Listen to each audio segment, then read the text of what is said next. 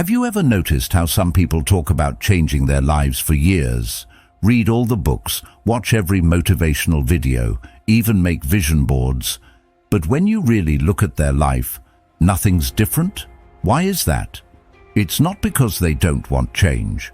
It's because they avoid the hard truths.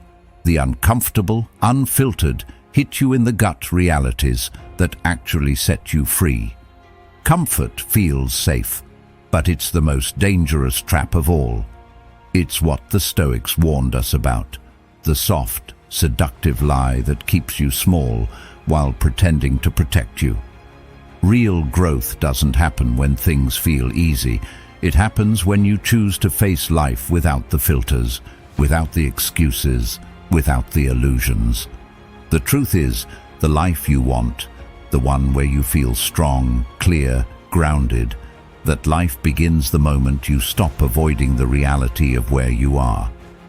So today, we're going to talk about 20 truths, not to shame you, not to break you, but to wake you up, because once you see these clearly, you can't go back, and that's a good thing.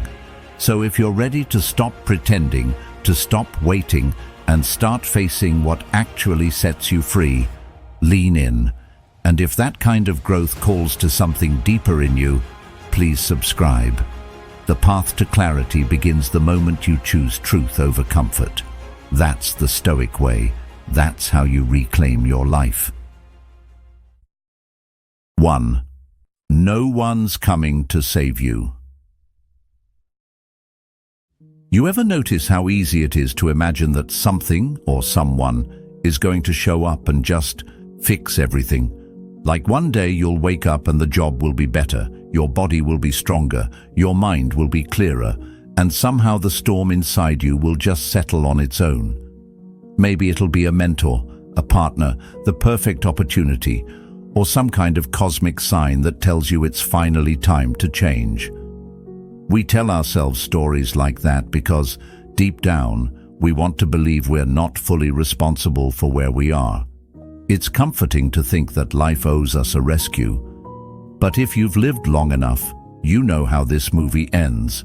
That person doesn't show up.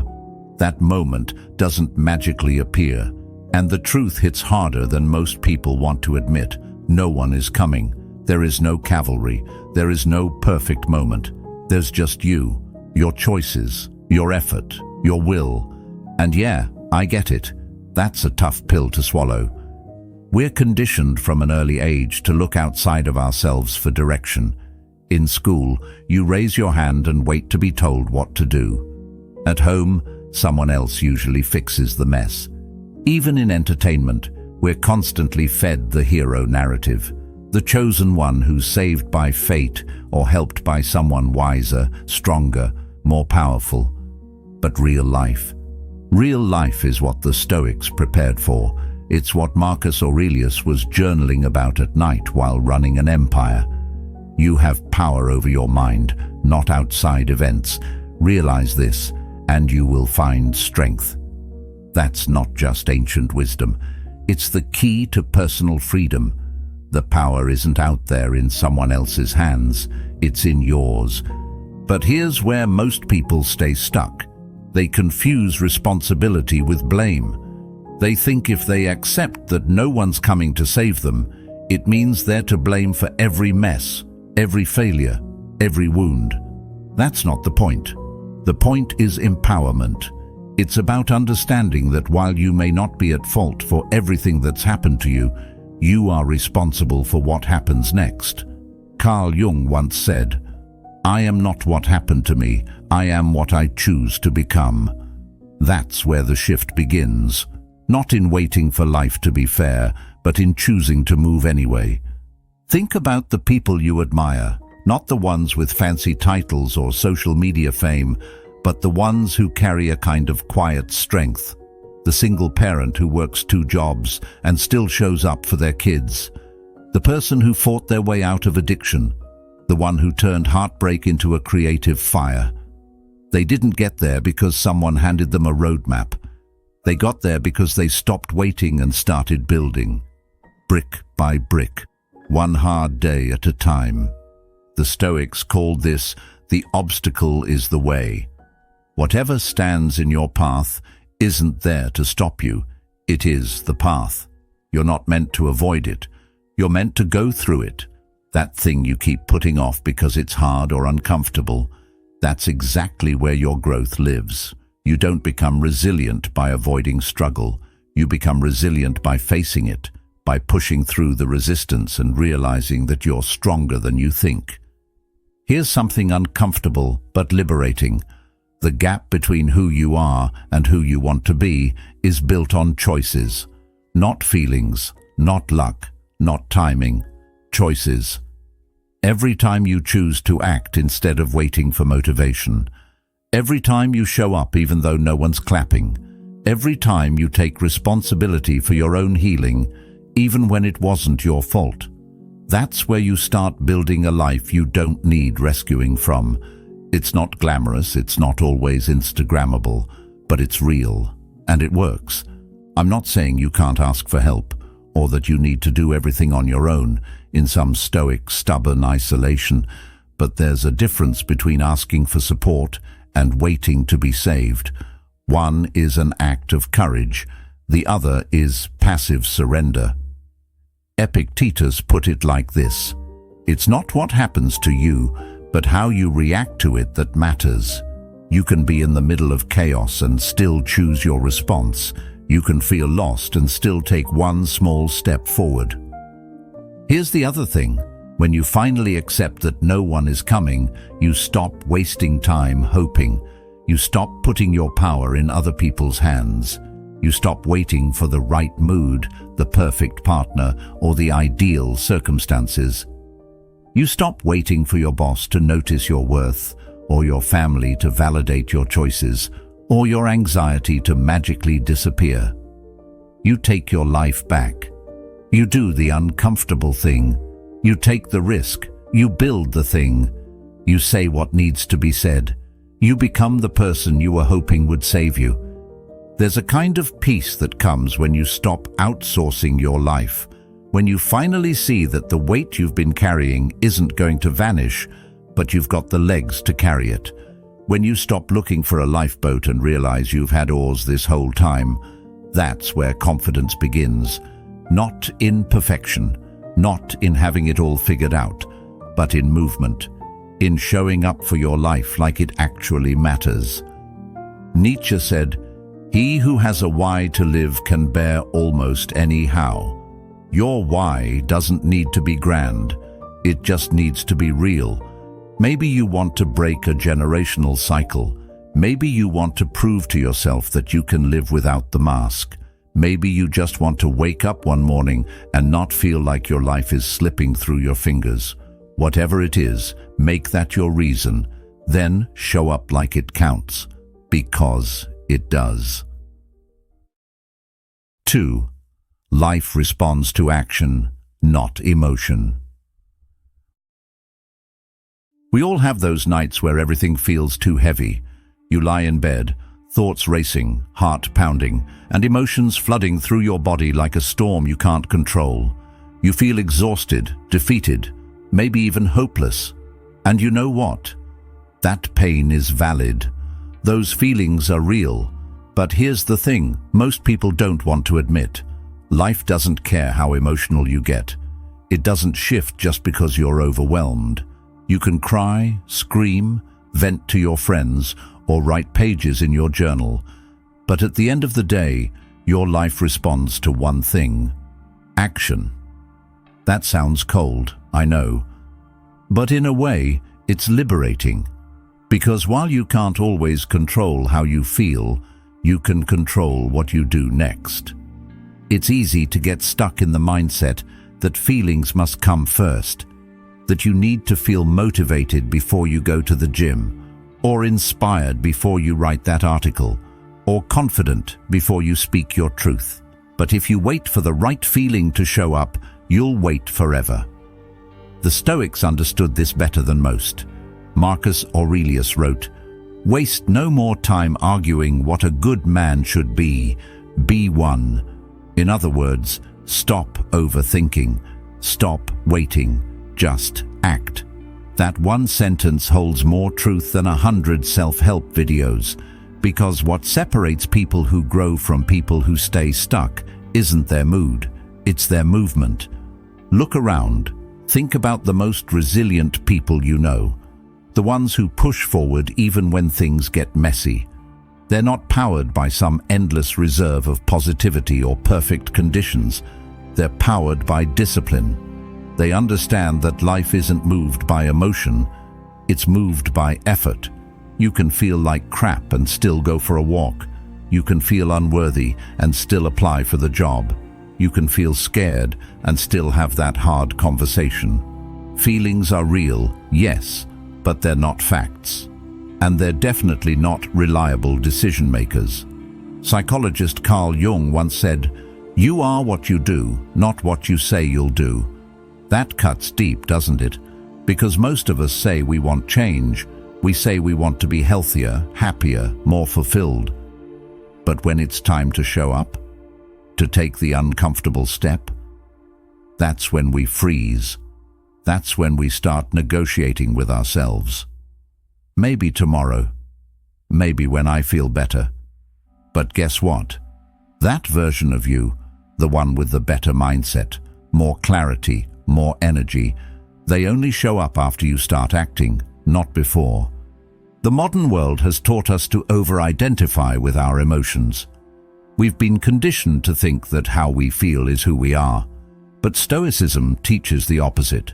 It says, observe your emotions, but don't obey them. Epictetus put it like this: it's not things that disturb us, but our interpretation of them. Meaning, your reaction is what shapes your reality, not the thing itself. That's power, that's self-mastery. And you don't need a perfect day to practice it. You just need to start where you are, with what you've got. Now let's be real. Acting through discomfort doesn't feel good at first. It feels awkward, even painful. You'll feel resistance. Your brain will throw every excuse at you. I'm tired. I'm not ready. I don't have time. But that's exactly why action matters more in those moments. Because every time you move despite discomfort, you teach your mind a new lesson, that you're capable even when you don't feel like it. And that's where confidence comes from, not from hype, not from affirmations, but from proof. Here's a truth that'll sting. Life doesn't reward what you feel, it rewards what you repeat. You could feel passionate about a dream for years, but if you never act on it, it fades. You could feel guilty about neglecting your health, but if you don't change your habits, nothing shifts. Life listens to what you do. And yes, that's a challenge, but it's also a relief. Because it means you're not at the mercy of your emotions. You're not trapped in whatever mood hits you in the morning. You have something better than motivation. You have a will. Friedrich Nietzsche said, "He who has a why to live can bear almost any how." Your why is your anchor when your emotions start trying to drag you off course. You don't need to be in the mood. You need to be on mission. When you're clear on your values, on what kind of life you're trying to build, then you stop needing every day to feel perfect. You just show up. And the more you show up, the easier it gets. Not because life got easier, but because you got stronger. It's like working out. The first few times are brutal. Your body hurts. Your mind screams. Everything in you wants to quit. But if you keep going, something shifts. You start to feel stronger, not just physically, but mentally. You realize you can do hard things. That's what discipline builds, and that's what Stoicism trains you for. Not a life without pain, but a life where you respond to pain with purpose, where you stop waiting for better feelings and start creating a better rhythm. So let's bring it back. Ask yourself this: where in your life are you waiting for a feeling instead of making a move? Are you waiting to feel motivated before you change your habits? Waiting to feel confident before you speak up? Waiting to feel ready before you chase the thing you keep dreaming about? What would shift if you stopped waiting? What would change if you acted as if your future depended on what you did today? Because it does. The harsh truth is, you don't rise by riding emotional waves. You rise by rowing, even when the sea is rough. And no, that's not easy. But it's simple. Move your feet, make the call, drink the water, do the reps, write the page, take the first step, and then the next. It doesn't have to be perfect. It just has to be done. Action may not always bring happiness, but there is no happiness without action.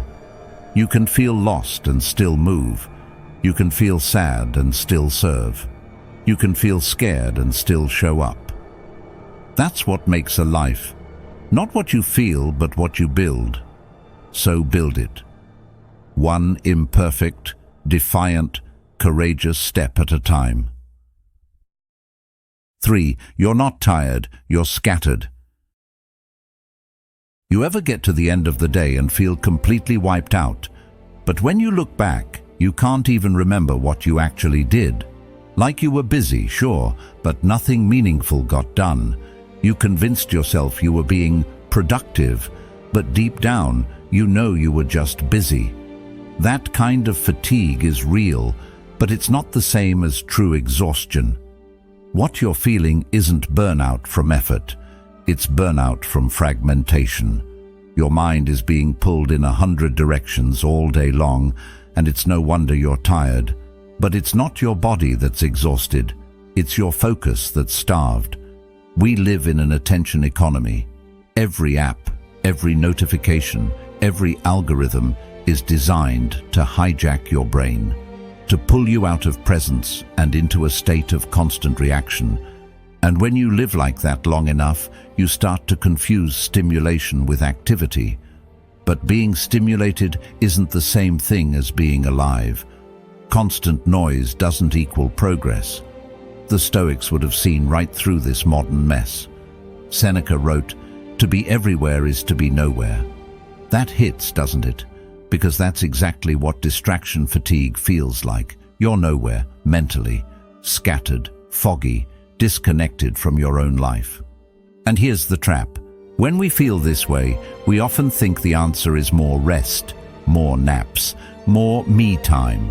But rest isn't the solution if your mind is constantly consuming junk. You don't fix mental overload with more scrolling. You fix it with intentional focus. Try this.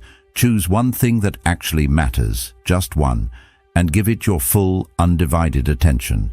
No phone, no tabs open, no distractions, just you and the task. It could be something simple, writing a page, having a real conversation, going for a walk without your headphones. And watch what happens. You'll feel energized, not depleted, clear, not overwhelmed. That's the power of presence. And it doesn't come from external noise, it comes from you deciding to reclaim your mind. Carl Jung once said, "Until you make the unconscious conscious, it will direct your life and you will call it fate." That's what distraction does.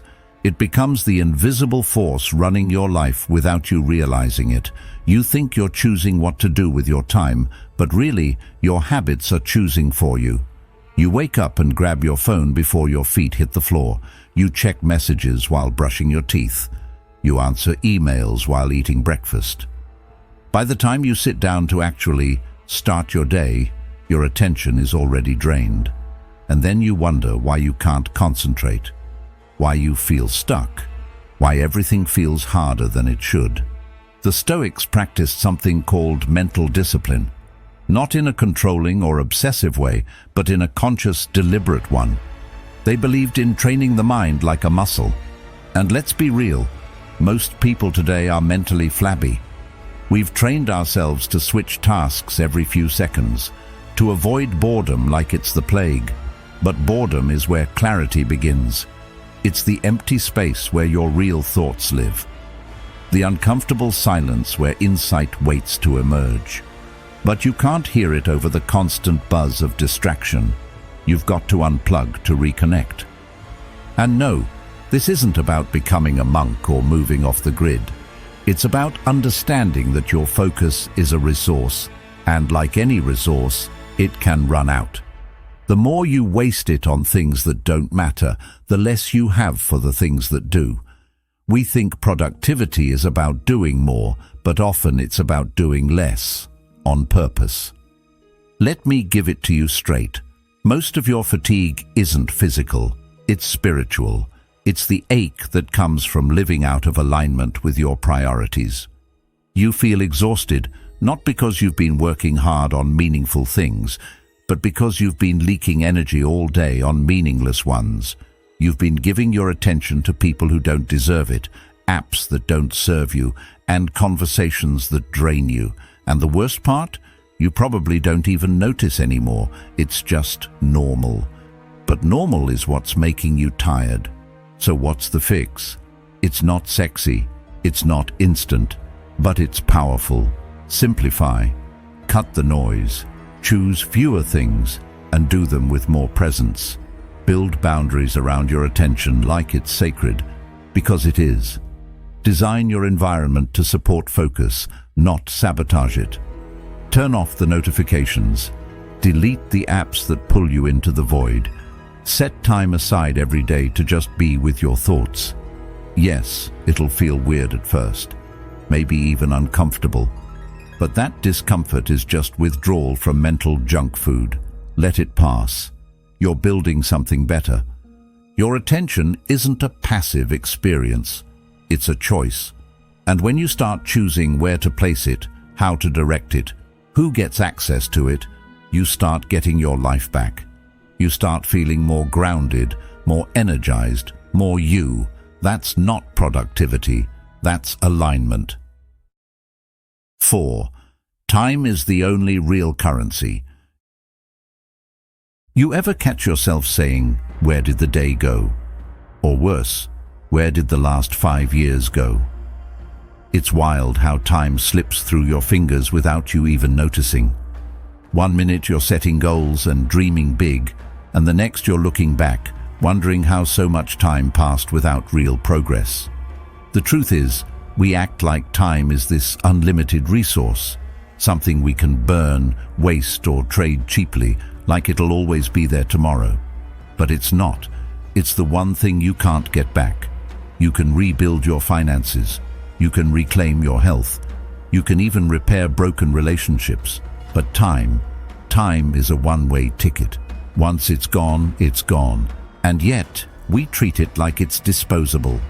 We give away our mornings to mindless scrolling, our afternoons to pointless drama, and our evenings to empty distractions. We say yes to things we don't care about, spend hours with people who drain us, and let days pass without doing anything that truly moves us forward. If someone handed you $1,000 every morning and said, "Spend this however you want, but you don't get to keep what you don't use wisely," you'd probably think hard about where it goes. But when life gives you 86,400 seconds every day, most people don't even blink before handing it over to nonsense. The Stoics were obsessed with this. Seneca wrote, "It is not that we have a short time to live, but that we waste much of it." He didn't say this as poetry. He meant it as a warning. We don't need longer lives. We need sharper ones, more intentional, more deliberate. The problem isn't time, it's how we treat it. Most of us aren't out of time. We're just living like it doesn't matter. And here's the brutal truth. If you don't start valuing your time, someone else will use it for their agenda. Every quick favor, every just 5 minutes, every mindless distraction, you're trading life for that, bit by bit.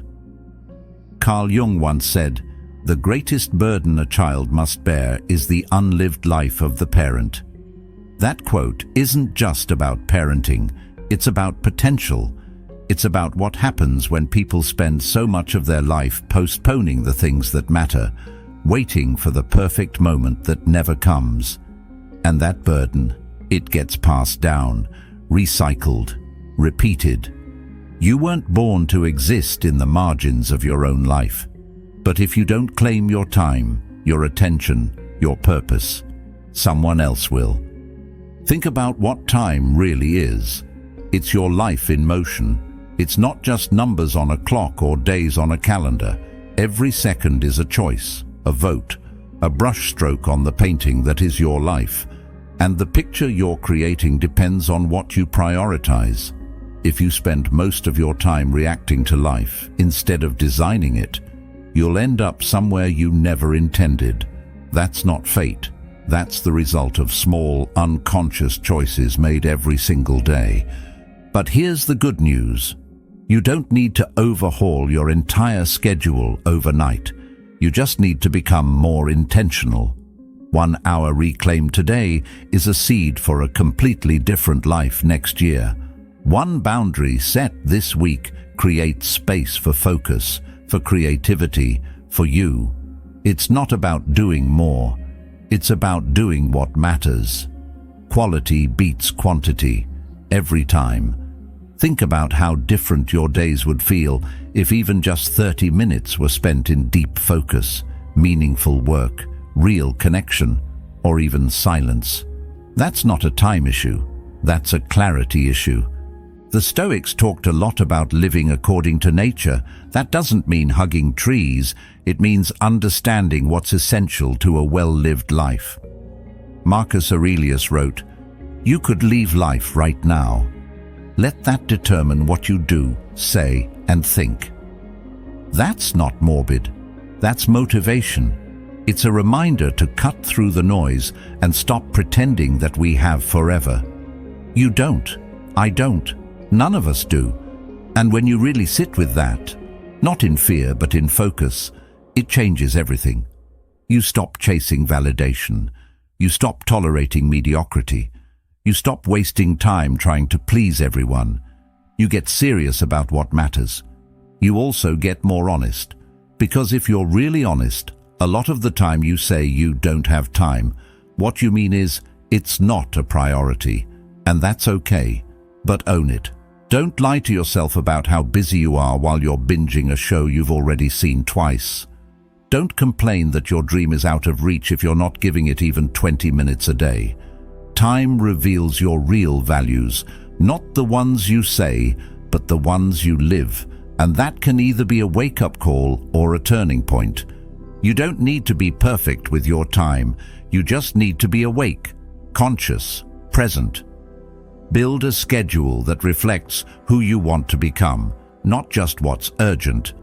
Stop glorifying busyness. Being overwhelmed isn't a badge of honor. It's usually a sign of poor boundaries. Protect your mornings, guard your evenings, carve out time for stillness, for growth, for building the life you actually want, not just surviving the one you've fallen into. Here's something else most people don't talk about. Time feels different depending on how you use it. 10 minutes of scrolling feels like nothing. 10 minutes of deep reflection, of movement, of connection. It stretches, it fills you, it leaves a mark. Your brain doesn't remember time, it remembers meaning. That's why some days feel like a blur and others feel like a chapter in your story. If you want time to slow down, fill it with what matters. So ask yourself, what have I been treating as urgent that really isn't? What have I been calling too busy to do that actually aligns with my values? And what would shift if I started protecting my time like my life depends on it? Because it does. Look, you don't owe your time to everyone who asks for it. You don't need to explain every no.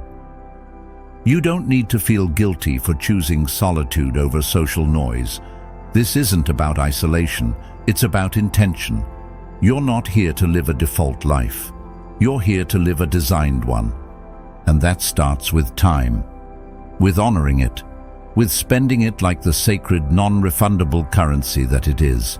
Because once it's gone, it's gone. And the only thing more painful than wasted time is realizing you were the one who gave it away. 5. Growth feels like discomfort. You ever notice how much of our lives are built around avoiding discomfort? Like, without even realizing it, we organize our days to stay cozy. We hit snooze instead of getting up early. We scroll instead of sitting with our thoughts. We nod along instead of speaking the truth. It's subtle, it's sneaky, but over time, it adds up. What feels like peace is actually just avoidance wearing a disguise. And here's the hard truth. You can either be comfortable or you can grow, but not both at the same time. Real growth, the kind that actually changes your life, is uncomfortable by design. It stretches you, it demands something from you. And yeah, sometimes it hurts. Discomfort shows up wearing a lot of different outfits. It's the tension before an honest conversation. It's the awkwardness of trying something new and not being good at it yet. It's the fatigue after choosing discipline instead of distraction.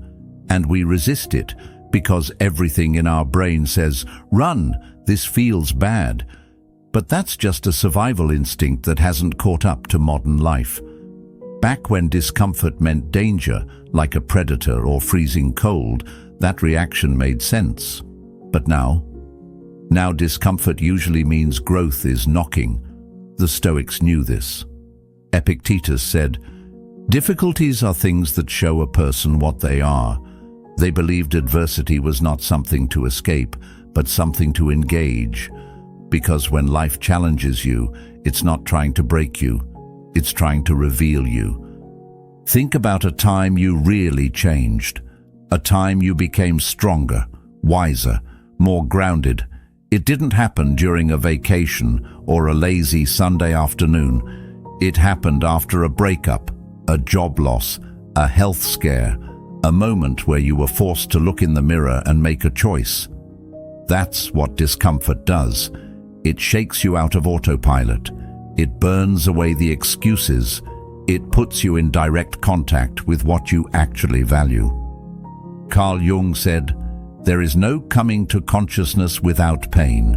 That's not a punishment. That's the cost of waking up."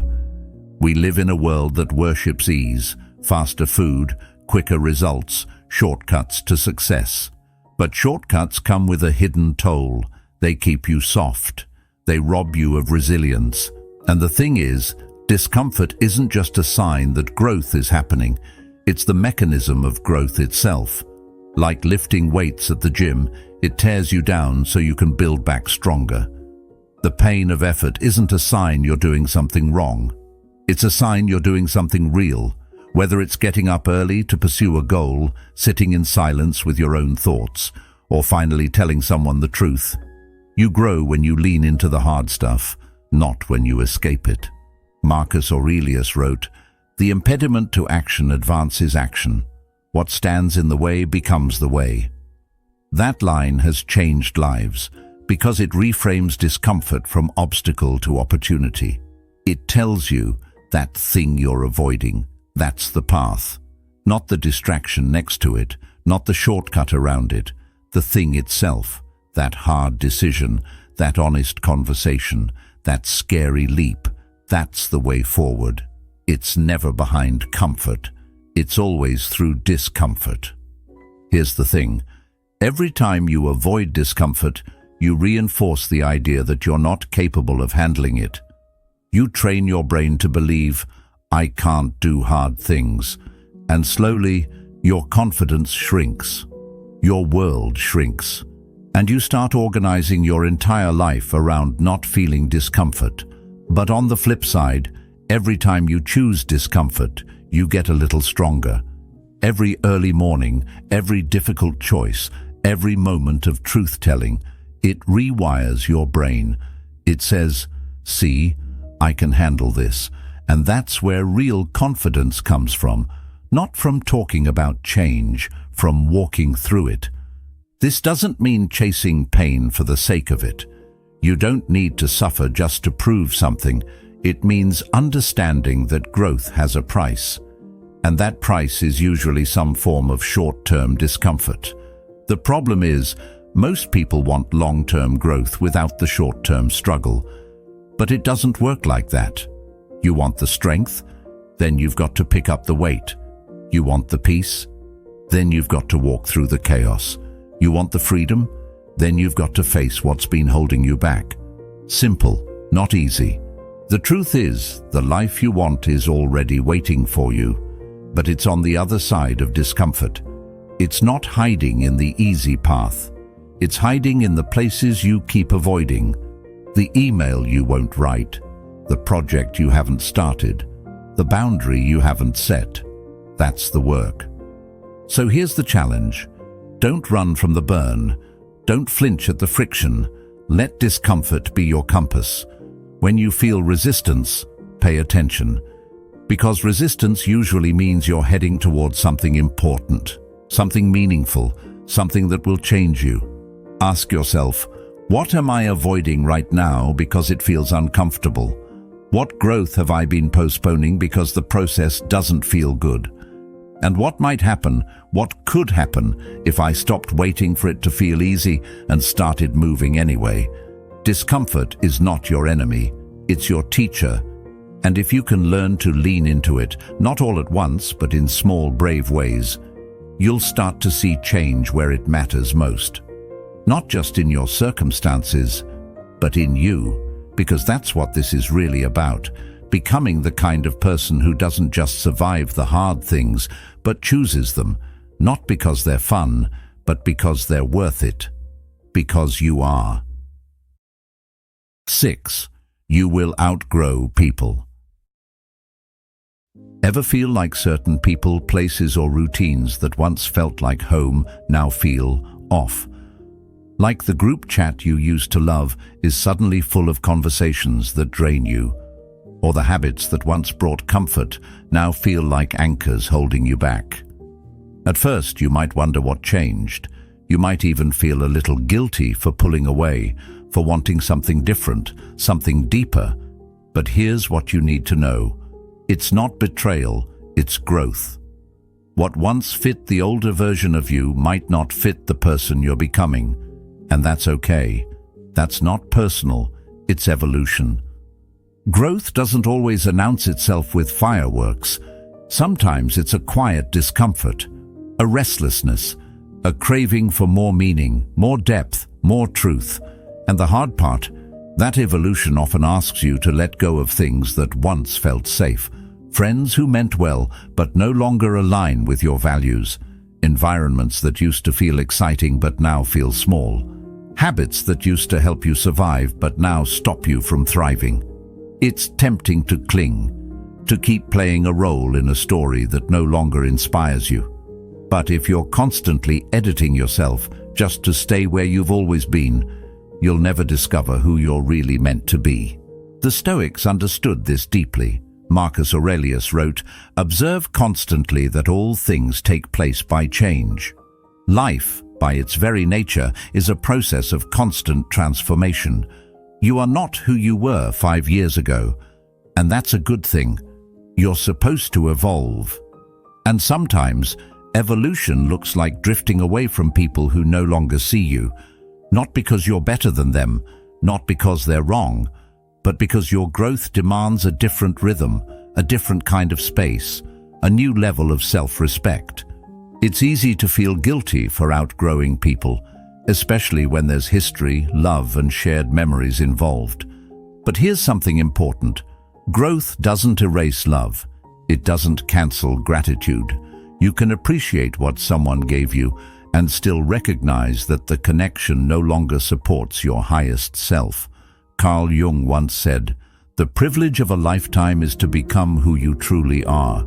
And becoming who you truly are will sometimes mean walking away from roles you used to play, from versions of yourself that were necessary back then, but limiting now." People will call it selfish. People will try to guilt you into shrinking. But what they don't see is that true loyalty isn't about staying stuck together. It's about supporting each other's evolution. If someone truly values you, they won't ask you to stay small to keep them comfortable. And if they're really meant for your journey, they'll grow too. They'll rise with you, or they'll at least respect your path, even if they're not walking it. Think of it like this. When a snake grows, it sheds its skin. Not because it hates the old one, but because it can't expand within it. That's what growth is. It's not a rejection of your past. It's an honoring of your future. And if you keep trying to squeeze yourself into spaces you've outgrown, all you do is delay your potential. You water yourself down. You dim your light. And over time, you start to feel stuck, resentful, maybe even ashamed for wanting more. But you shouldn't be ashamed of that. In fact, it's something to celebrate.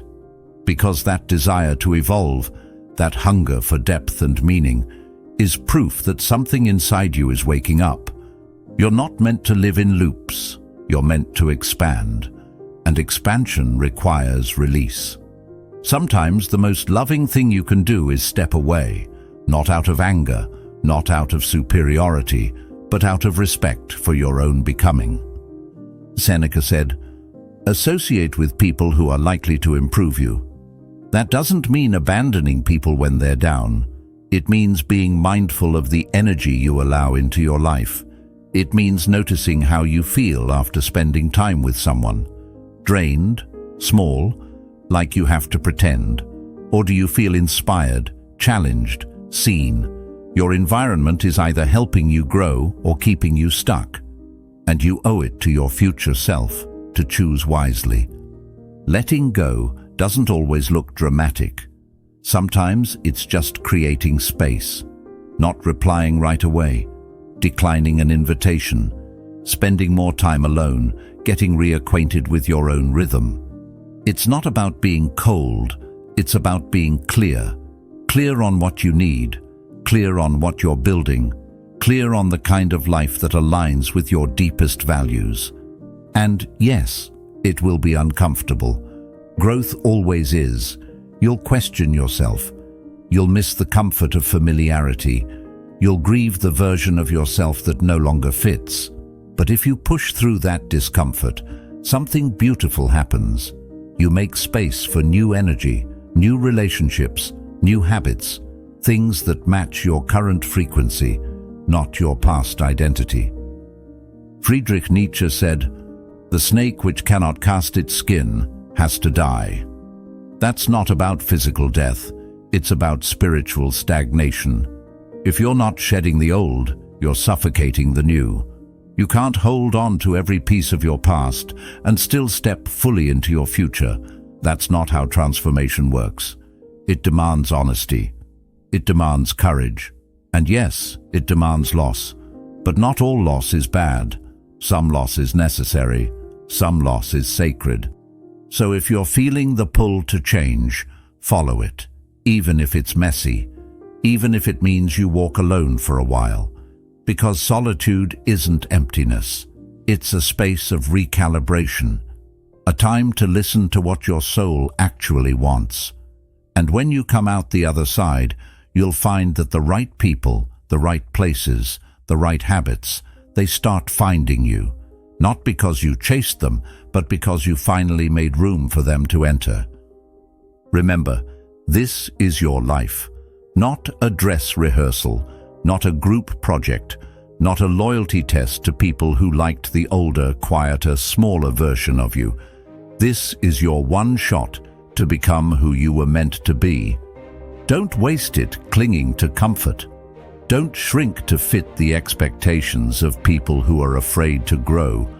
You're not abandoning anyone, you're returning to yourself. And if they're truly meant for your journey, they'll meet you at your next level. Not because you dragged them there, but because you inspired them to rise. 7. Weak boundaries equal chaotic life. It's funny how often we talk about wanting peace, like it's some magical thing we might stumble across if we just go on the right vacation, or listen to the right playlist, or meditate for long enough. But let's be real, peace isn't something you find lying around. It's not hiding in a beach resort or the bottom of a journal page. Peace is something you build, and like anything worth building, it takes effort, clarity, and structure. The structure? That's boundaries. Strong, clear, sometimes uncomfortable boundaries, the kind that don't always make you popular, but absolutely make you powerful. Because without boundaries, your life becomes open terrain. Anyone can walk in with their drama, their urgency, their negativity, and leave it at your doorstep. And the worst part, if you're not careful, you'll start to think that's normal. You'll confuse being constantly available with being kind.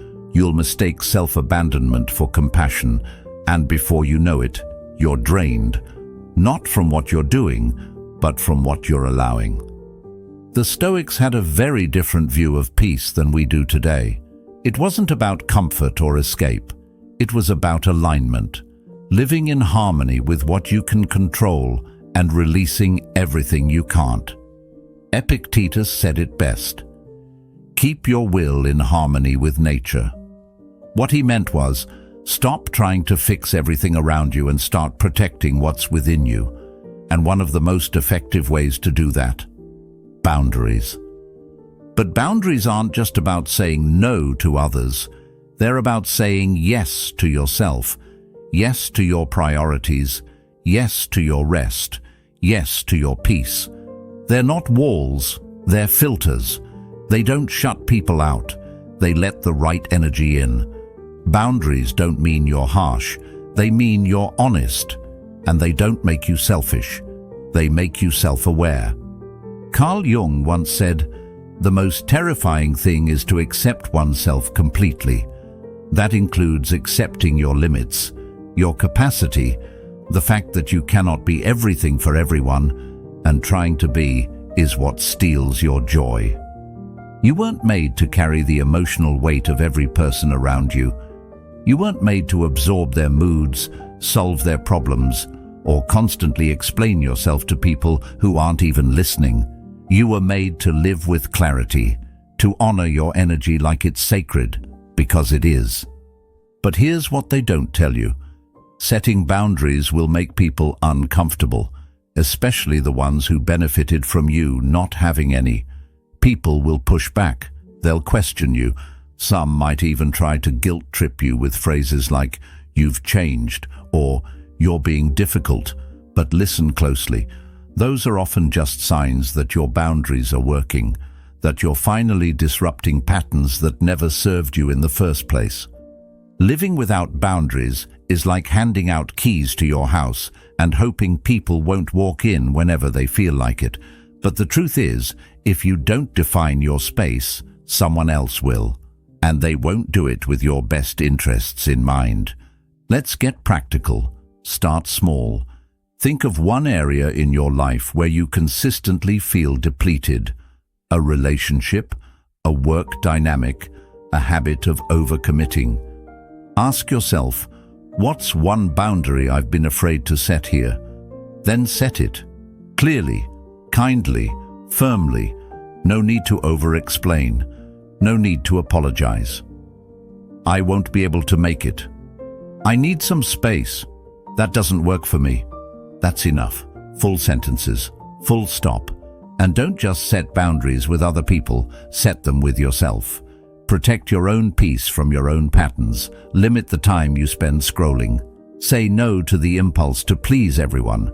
Create space in your day that belongs to no one but you. That's where peace grows. In those quiet moments where you get to hear your own thoughts instead of the world's noise. Peace isn't passive. It's not the absence of conflict. It's the presence of clarity, and clarity requires decisions. Who gets your time? Who earns access to your energy? What behaviors are you no longer willing to tolerate, even from yourself? These aren't just questions. They're tools. The blueprints of a life that feels grounded instead of chaotic. Not every email needs a reply. Not every opinion deserves a response. Not every invitation requires a yes. Your life is not a community garden. It's a carefully curated space. And the more you protect it, the more peace you'll start to feel. Not because the world changed, but because you did. Yes, you might lose some people along the way, but that's okay. People who can't respect your boundaries were never really respecting you. They were respecting your compliance. And losing that kind of energy isn't loss, it's liberation. So the next time you catch yourself overwhelmed, ask, where did I let my boundaries slip? The next time you feel resentful, ask, what am I saying yes to that I really mean no to? Because those emotions, they're not just signals, they're maps. They're showing you where your peace is leaking. Follow them back, plug the holes, take your space, speak your truth. Because at the end of the day, no one's coming to protect your peace for you. That job belongs to you. And when you start taking it seriously, everything shifts. The noise gets quieter, the air gets lighter, and your life starts to feel more like yours. 8. You are what you do. Daily.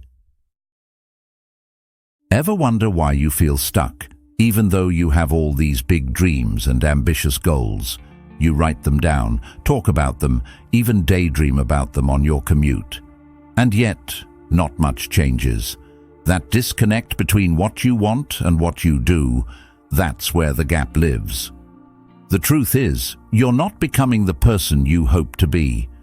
You're becoming the person your habits are shaping. That's the part most people don't want to hear. You don't rise to the level of your goals. You fall to the level of your systems. Your identity isn't something you wish into existence. It's something you practice. And that practice, it lives in the tiny, almost invisible actions you take each day.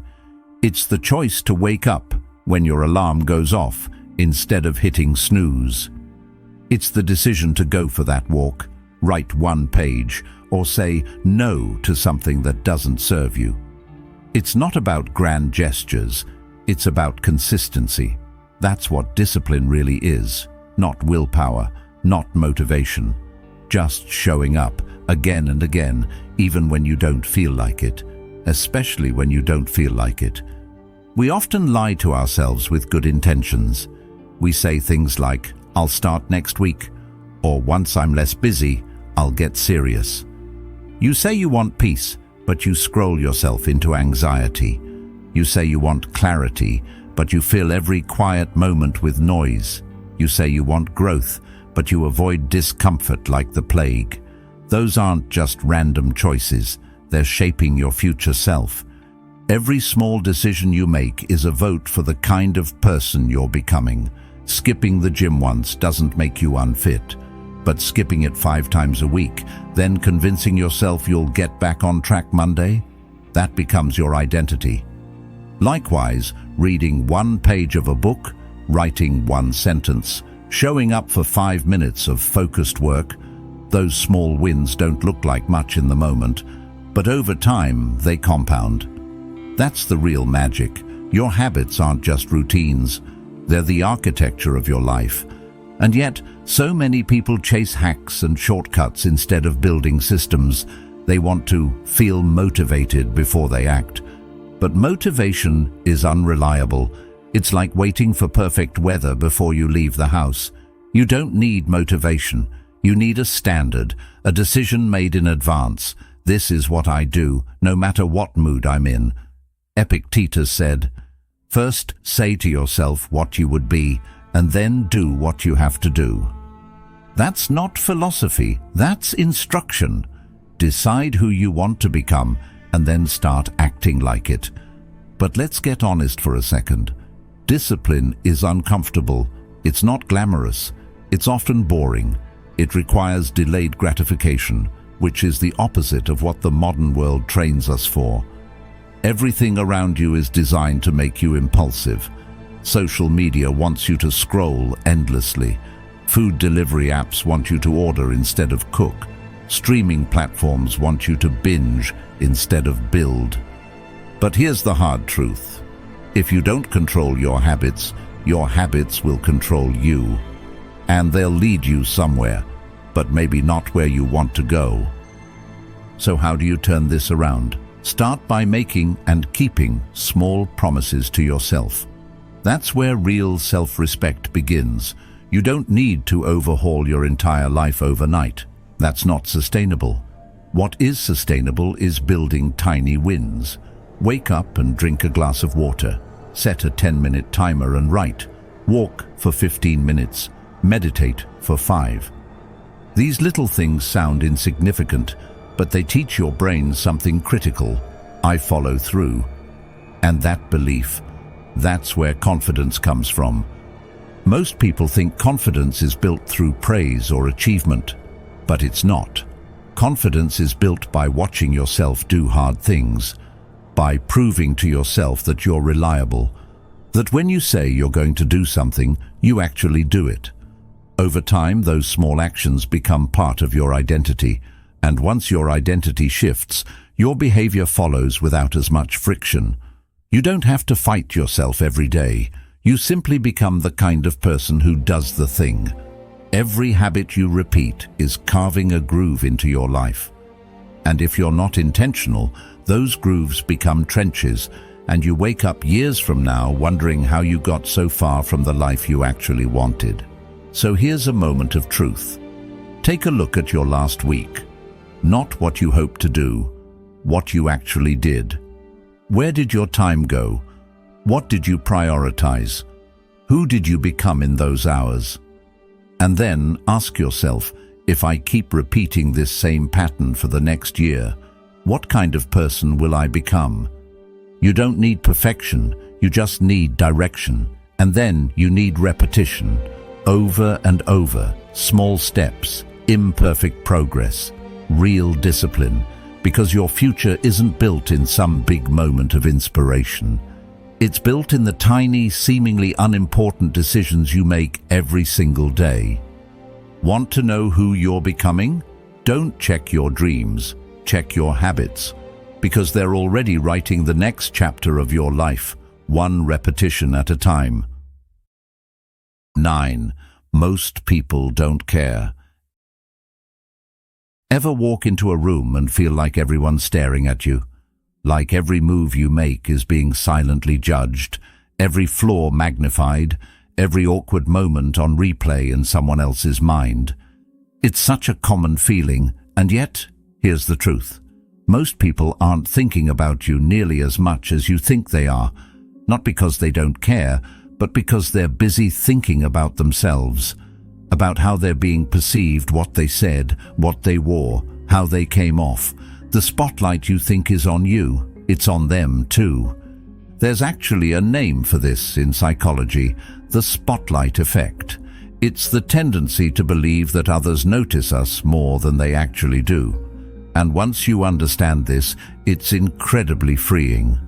That thing you said last week that you've been cringing about ever since? Forgotten. That slightly weird comment you made in the meeting? Gone. Most people aren't cataloging your mistakes. They're not keeping score. They're just trying to survive their own day. Think about how much time people waste replaying social interactions, overanalyzing texts, or rehearsing what they should have said. All because we assume someone's watching, someone's judging. But what if they're not? What if the judgment you're afraid of is imaginary? And what if living under that illusion is costing you joy, freedom, opportunity? The reality is, people are busy with their jobs, their relationships, their own insecurities. Most of the time, people aren't thinking about you at all. Not in a rude way, just in a human way. Seneca said, "We suffer more in imagination than in reality." And man, isn't that the truth? We suffer more from what might be thought than what actually is thought. We shrink ourselves, not because someone told us to, but because we imagined someone would. We tone ourselves down, play small, stay silent, not because it's required, but because we've convinced ourselves it's safer. But safe isn't always sane, and it's definitely not fulfilling. What's the cost of trying to be invisible, of trying to fit in, smooth the edges, avoid judgment? You lose you, the real you, the loud laugh, the weird hobby, the bold dream, the part of you that doesn't want to ask for permission. That part, it dies a little every time you prioritize someone else's comfort over your truth. And here's the irony. When you stop trying to be what people expect and start being fully yourself, people actually respect you more. Authenticity is magnetic, not perfection, not performance, just realness. The courage to be seen, flaws and all. The confidence to say, this is me, take it or leave it. And yeah, some people will leave it. That's fine. Not everyone's meant for your path, but the ones who do stay, they'll see you, not the mask, not the performance, you. This doesn't mean being reckless or inconsiderate. It means being honest.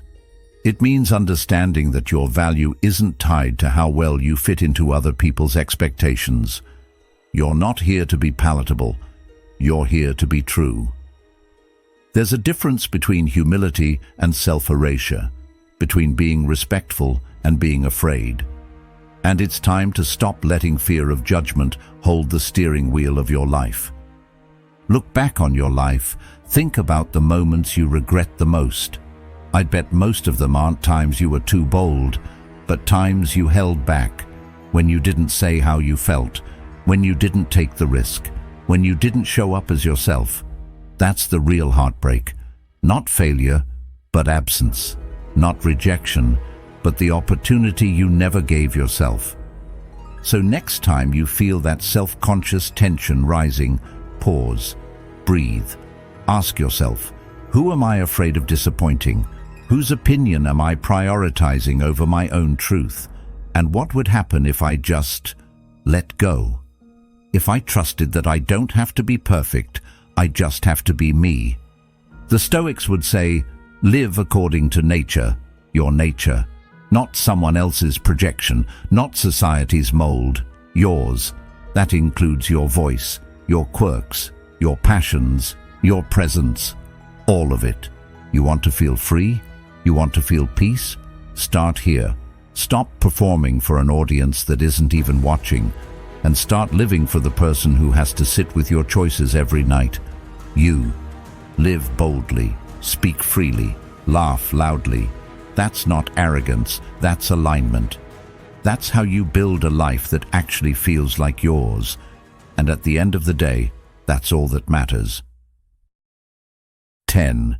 You become what you consume. Ever notice how some days you just feel off, and you can't quite explain why? Nothing huge happened, no big drama, no real problem. But you feel anxious, scattered, maybe even a little drained. And if you look closer, it's usually not what happened to you. It's what you've been exposing yourself to, what you've been feeding your mind. Because the truth is, your thoughts don't come out of nowhere.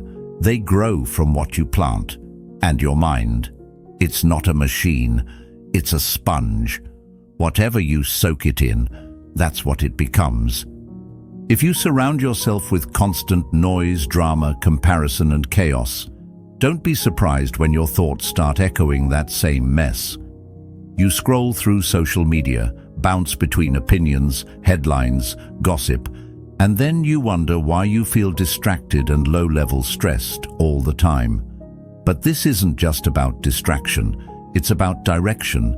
Every input you allow into your mind is shaping your focus, your energy, your identity. That's not a metaphor. That's psychology. You are what you consume.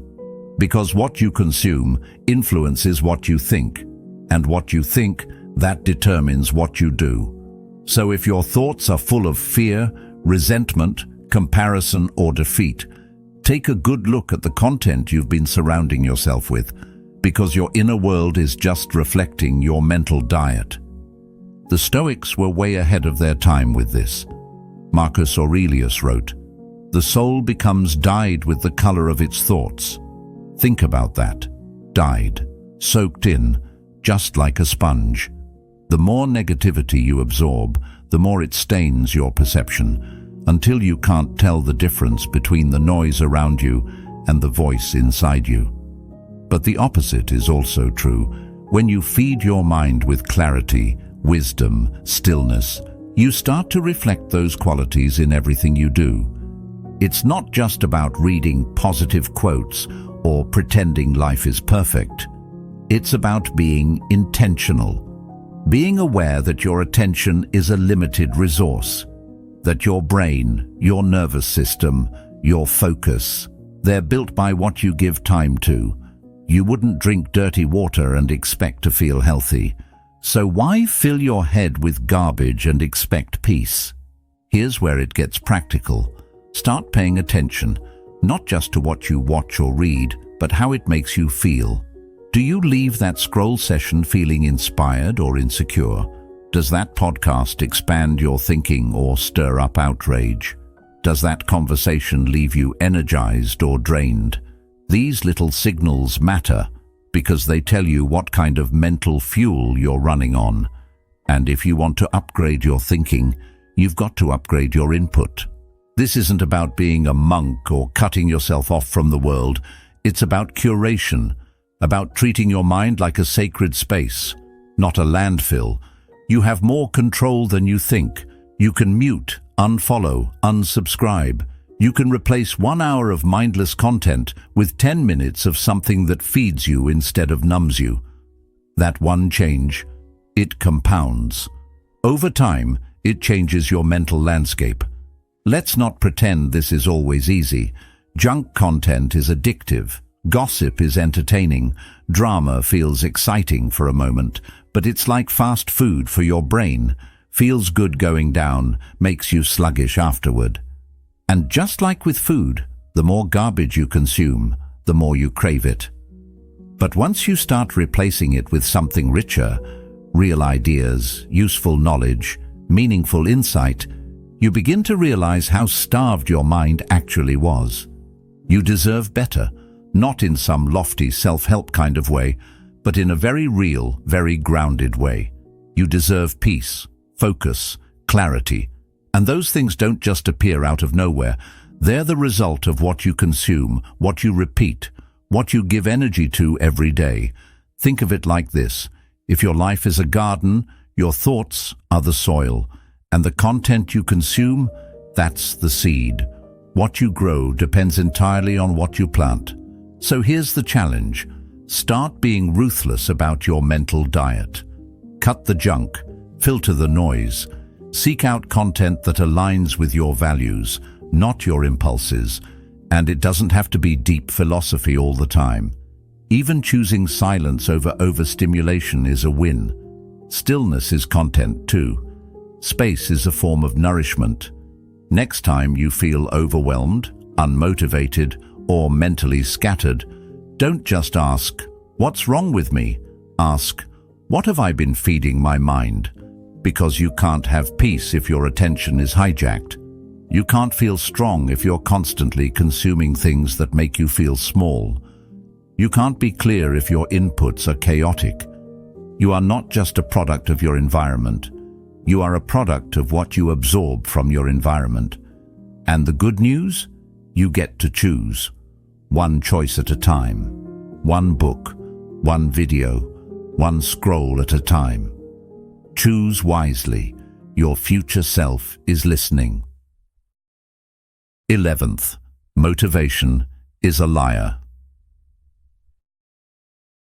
You ever have one of those mornings where your alarm goes off and the first thought in your head is, "I don't feel like it today"? You tell yourself, "Just 5 more minutes," or "I'll start tomorrow." And somehow, that small decision turns into a whole day of drifting. Then one day becomes 2. Then a week passes, and suddenly that spark of change you felt fades into background noise.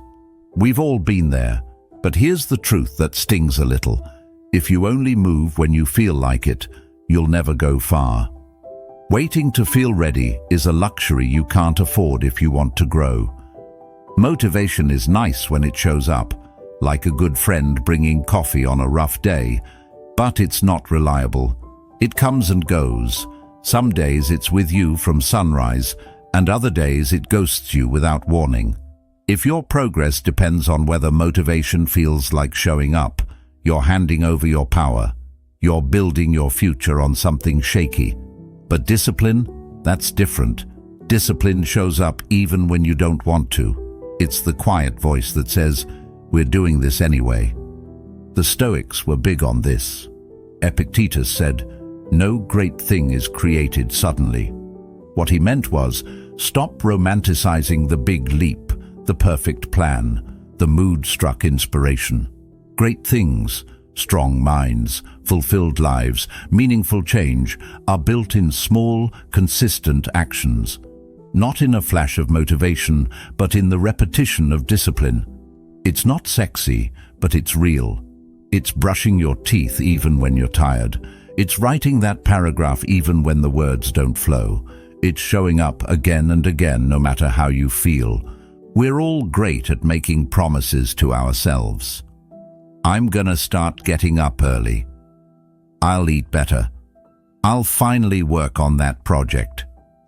But those words mean nothing without action. And here's the part we don't talk about enough. The hardest steps, the ones taken when you're tired, unmotivated, uncertain, those are the ones that matter most. That's when identity shifts. That's when change starts to harden into something solid. Look at any person you admire, anyone who seems focused, grounded, in control of their life. You know what they all have in common? They don't rely on motivation. They rely on systems. They've built routines that keep moving forward, even when they don't feel like it. Whether it's a workout, a writing habit, a daily walk, or 10 minutes of silence in the morning, they've made it non-negotiable, like brushing teeth. No debate, no drama. Just do it. Life is your duty. Purpose is your work. You don't need to be inspired to show up. You need to remember why it matters. And when you treat your routines as sacred, not optional, you create a structure that holds you up even on the days when your emotions try to drag you down. Discipline doesn't mean rigidity. It doesn't mean never resting or pushing yourself to burnout. It means you've decided what matters, and you're committed to honoring that, regardless of how you feel in the moment. You know the days when it's hardest to show up are the days that count the most. That's where momentum is born, not in perfect conditions, but in messy, inconsistent ones. Anyone can work hard when they're motivated. What sets you apart is what you do when you're not. Think of momentum like pushing a boulder up a hill. The first few pushes are brutal. You question yourself. You feel the weight. You don't see results. But if you keep pushing, if you stay consistent, that weight starts to move.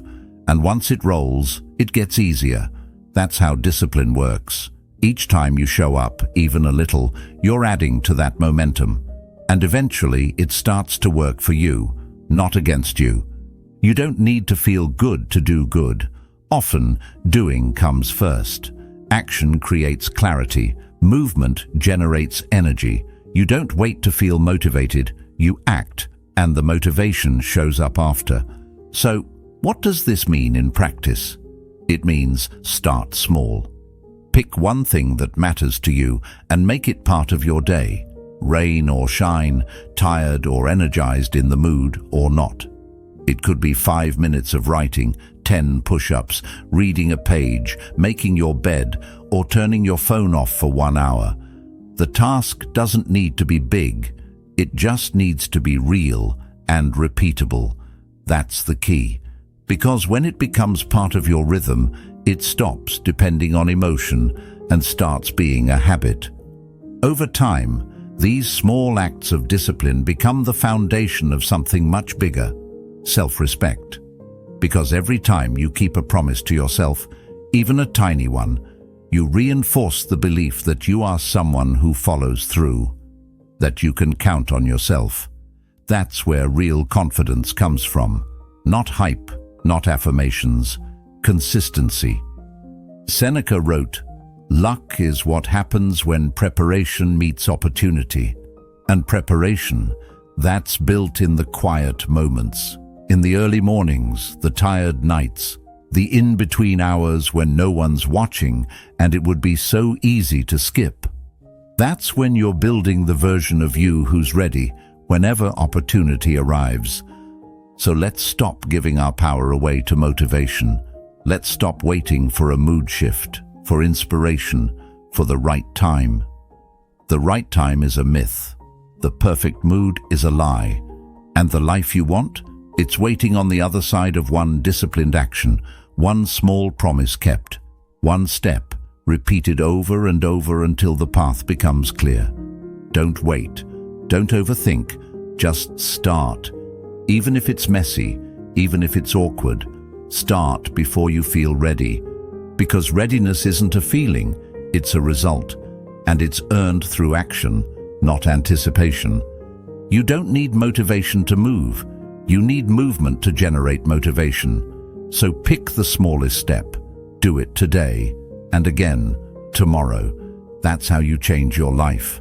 Not in a burst, but in a rhythm. Quiet, steady, unstoppable. 12. You don't need to control everything. Ever notice how exhausting it is to try and control everything? Every conversation, every outcome, every little variable that could go wrong. It's like juggling 1,000 spinning plates, hoping none of them fall, while still pretending you're calm. But deep down, you feel it. The weight, the tension, the quiet anxiety that comes from trying to hold the whole world in your hands. And here's the hard truth. You never really had that control in the first place. You just thought you did. That's the illusion. We think if we just plan a little harder, prepare a little more, anticipate every possible scenario, we can prevent discomfort, avoid pain, and guarantee results. But life doesn't play by those rules. It never has. And the Stoics knew that well.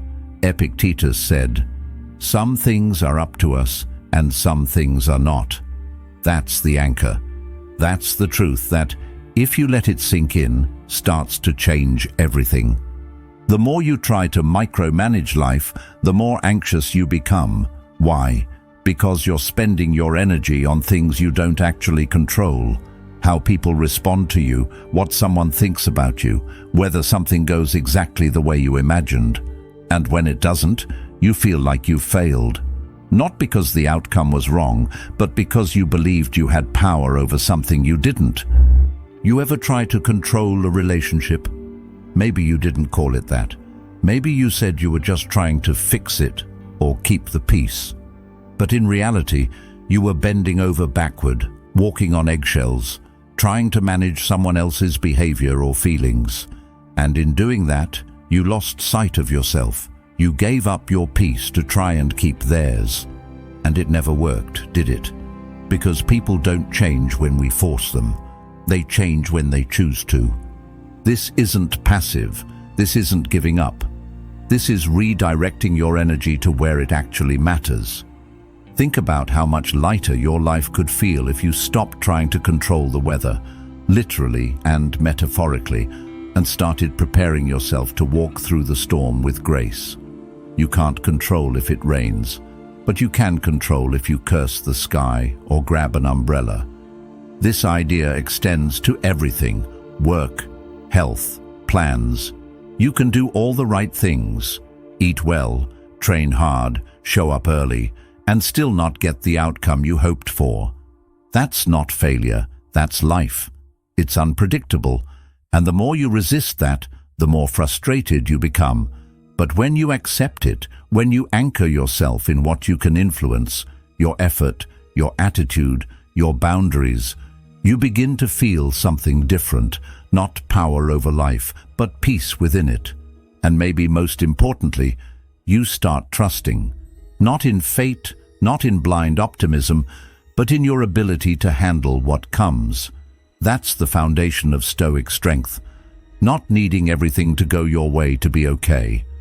Not needing to manage every variable to feel calm. Just knowing that whatever happens, you'll find your footing, you'll make your move, you'll adapt. So, what does this actually look like? It looks like letting the text go unanswered for now.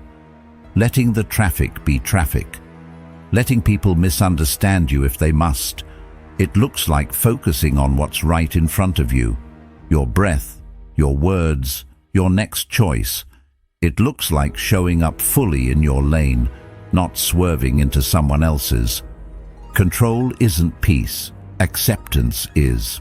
Peace doesn't come from everything going right. It comes from knowing you'll be okay even when things go wrong, from understanding where your responsibility ends and life begins. And once you really get that, you start to feel different, lighter, clearer, more grounded. So ask yourself, what am I trying to control that's not mine to carry? Where am I pouring energy into outcomes, opinions, or problems that don't actually belong to me? What would shift if I handed those things back to life and focused on what is mine, my mind, my choices, my presence? This is where real peace lives, not in the fantasy of control, but in the power of surrender. Not passive surrender, but powerful letting go. You don't need to chase certainty. You need to trust your capacity to respond, to adjust, to rise when life bends unexpectedly. The Stoics weren't emotionless, they weren't indifferent. They simply understood what was theirs and what wasn't, and they built their peace around that boundary. You can too. Start with the next breath, the next moment, the next choice to let go. Let life unfold, let people be, and trust that your lane, your thoughts, your actions, your values is enough to carry you forward. You don't need to control everything. You just need to show up with clarity where it counts. That's where your freedom begins, and it's been waiting for you all along. 13. You teach people how to treat you. There's a moment, quiet but powerful, when you realize that people don't treat you based on what's right or fair. They treat you based on what you allow. And that truth stings a little, because it forces you to stop blaming them and start looking inward. If someone keeps crossing a line, it's not just about their behavior anymore. It's about the boundary that hasn't been clearly drawn or hasn't been enforced. That's where real respect begins, not from others, but from you. It's a hard pill to swallow, especially when we're raised to believe that if we're kind, patient, or nice, people will naturally reciprocate.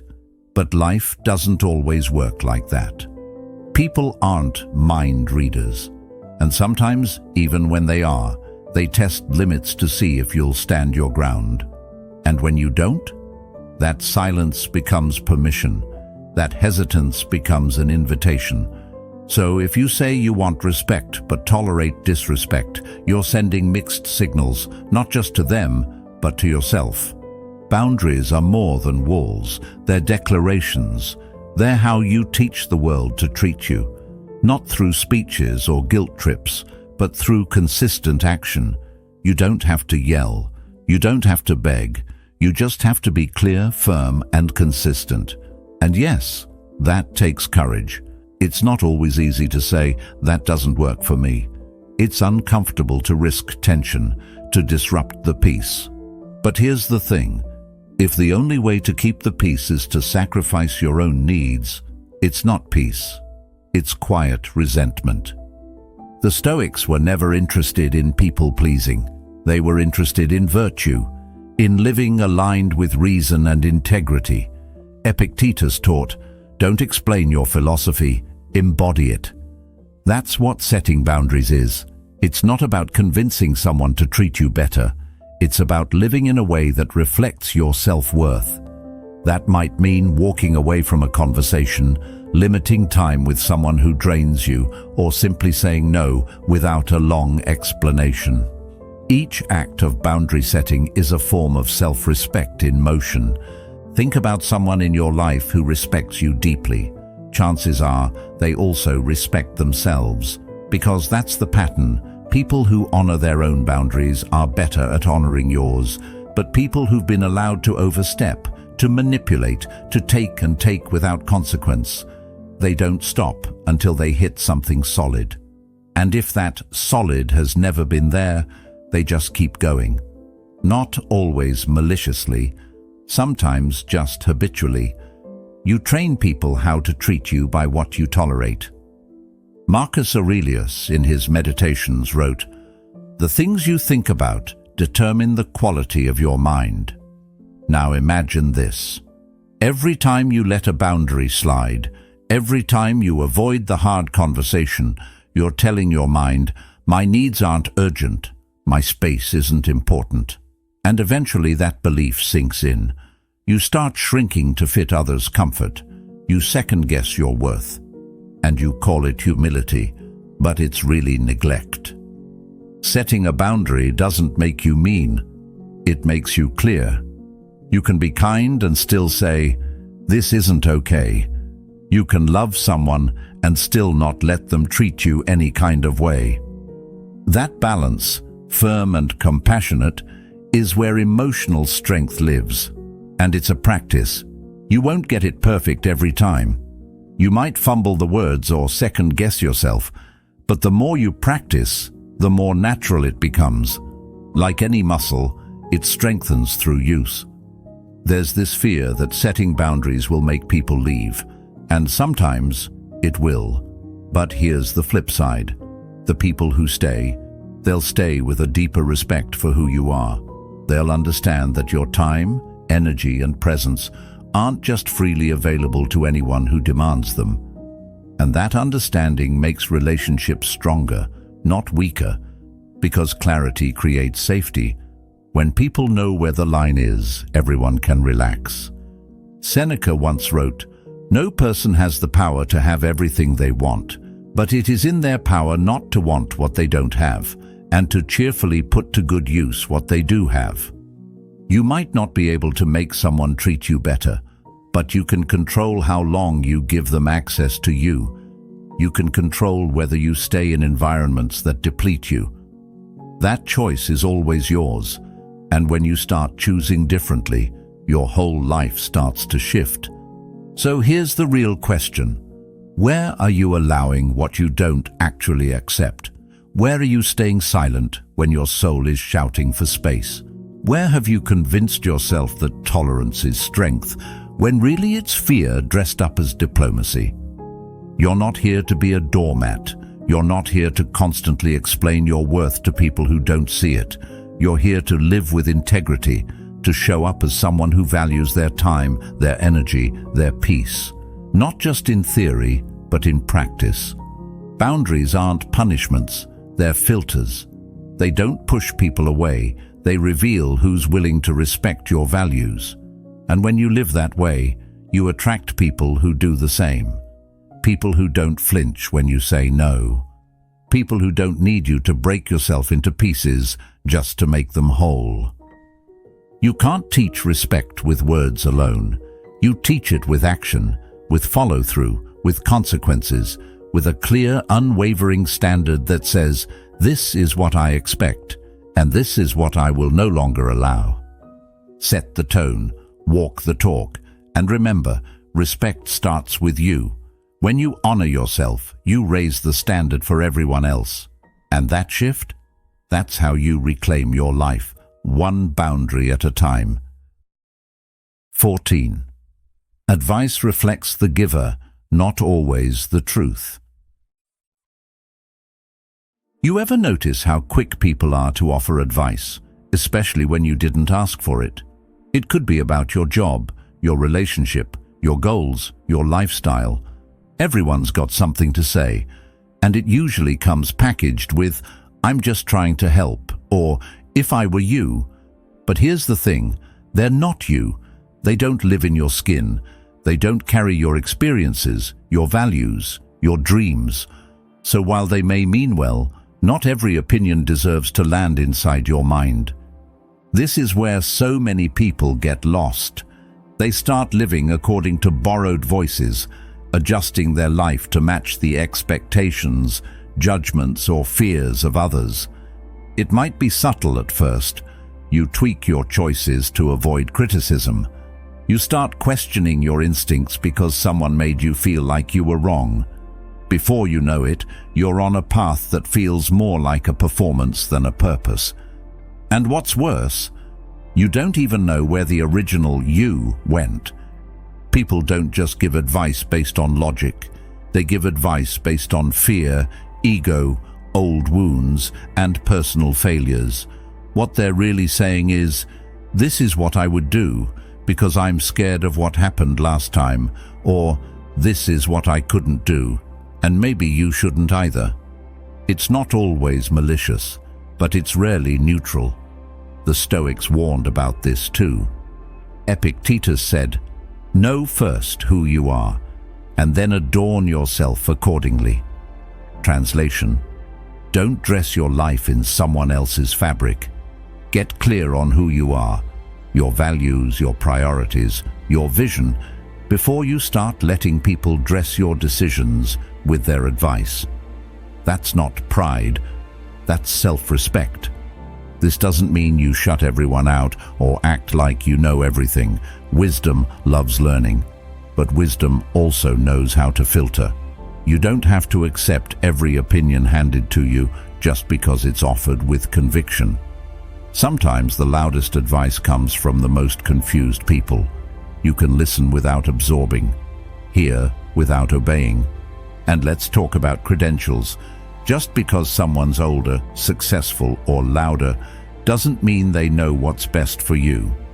Life isn't one size fits all. What worked for them might be the exact thing that would crush your spirit. Maybe their version of success doesn't align with your definition of fulfillment. That's okay. You're allowed to walk your own path, even if others don't get it, especially if they don't get it. Marcus Aurelius wrote, "If it is not right, do not do it. If it is not true, do not say it." I'd add this: if it is not yours, don't live it. You're not obligated to carry advice that doesn't resonate with your soul, and the more you practice checking in with you, the stronger your filter becomes. You'll start to feel it in your gut, what feels right, what feels off. That's intuition, that's inner clarity, and it gets sharper the more you use it. Here's a useful trick when receiving advice. Ask yourself, is this coming from love or fear? Expansion or limitation? Does it challenge you in a healthy way, or does it try to box you in? You'll be surprised how often people dress fear up as caution and call it just being realistic. But realism that kills dreams isn't realism, it's projection. Sometimes the best growth comes when you don't follow the crowd, when you trust that quiet voice inside that says, "I know it's different, but this is what feels true to me." You'll face pushback. People will question you, criticize you, maybe even guilt you. But here's what they don't realize. Their discomfort is not your responsibility. Your job is not to make everyone else feel comfortable with your life. Your job is to live with alignment, to make choices that honor your values, your integrity, your vision. That's not selfish. That's sovereignty. So how do you start doing that? Step 1. Build self-awareness. Know your values like you know your name. Write them down. Revisit them often. If advice contradicts those values, it's not for you. Step 2. Ask yourself, does this advice bring me closer to who I want to be or further away? If it pushes you toward growth, it's worth considering. If it pulls you into fear or guilt, it's time to let it go. You're allowed to say thank you and still not follow the advice. You're allowed to smile and move on. You're allowed to filter feedback based on its quality, not its volume, because in the end, you are the one who has to live with the consequences of your choices, not them, you. So stop living for applause. Stop shrinking to fit someone else's comfort zone. Stop twisting yourself into knots to avoid criticism. The people who matter will respect your choices, even if they don't fully understand them. And the ones who don't, they were never meant to hold space in your future. Let this be your reminder. Your life is not a group project, it's a solo journey. And while wise counsel is valuable, the final decision always belongs to you. Filter the noise, trust your gut, stay rooted in what's real for you. Because you don't need everyone's approval to live your truth, you just need your own. 15. Overthinking is just delayed action. You ever catch yourself overthinking something so much that it actually makes you more confused than when you started? You run through every possible outcome, every worst-case scenario, every what if. You think you're being careful, strategic, maybe even smart. But deep down, you're just stuck. Not because you don't know enough, but because you're scared to make a move. And that fear, it's wearing a mask. It looks like planning, but really, it's avoidance. The truth is, a lot of us confuse analyzing with preparing. We say things like, I just need a little more time, or I'm still weighing my options. But if we're honest, most of the time we're not collecting new information. We're recycling the same doubts in a different order. It's like being on a treadmill and thinking you're on a journey. You're moving, sure, but you're not going anywhere. Stop spinning in thought. Be about it. Don't just sit around imagining the perfect move. Make a move. Why? Because motion, not thought, creates momentum. You can't think your way into a new life. You have to act your way into it. Clarity isn't something you stumble on after thinking long enough. It's something you earn through experience, through trial, through motion. Every step forward gives you more data than 1,000 hypotheticals ever could. Think about it like this. You can't steer a parked car. The wheel might turn, but the car's going nowhere. It's only once you start moving, even if it's slow, even if it's not the perfect direction, that you can actually adjust. But staying still, that just feeds your doubt. The longer you sit in indecision, the louder your fears get. And the louder they get, the harder it is to remember why you wanted to move in the first place. Seneca once said, "We suffer more in imagination than in reality." That's what overthinking is, a self-inflicted suffering. Most of the things we fear don't even happen. But we live through them anyway, over and over in our heads. We imagine failure, rejection, embarrassment, so we play it safe. We wait, we delay, and life quietly passes by. But here's the shift. What if you saw action not as a risk, but as a tool? A way to test what's real instead of fearing what might be? What if instead of saying, "What if it goes wrong?" you said, "Let's find out what happens when I try"? That's not recklessness. That's wisdom in motion. Because the truth is, you can't think your way into certainty. Life isn't a chessboard where all the pieces stay where you left them. It's fluid, dynamic, unpredictable. And that's not a flaw, it's the point. Here's something else. When you stay in your head too long, you start creating problems that don't exist. You start doubting people's intentions, questioning your own abilities. You write whole stories based on fear, not fact. And that mental noise drowns out your instincts. You stop trusting your gut because your brain's too loud. But your gut, your inner compass, it's wiser than you think. It doesn't need a spreadsheet. It needs space, and action clears that space. Every step you take, especially the imperfect ones, teaches you something new.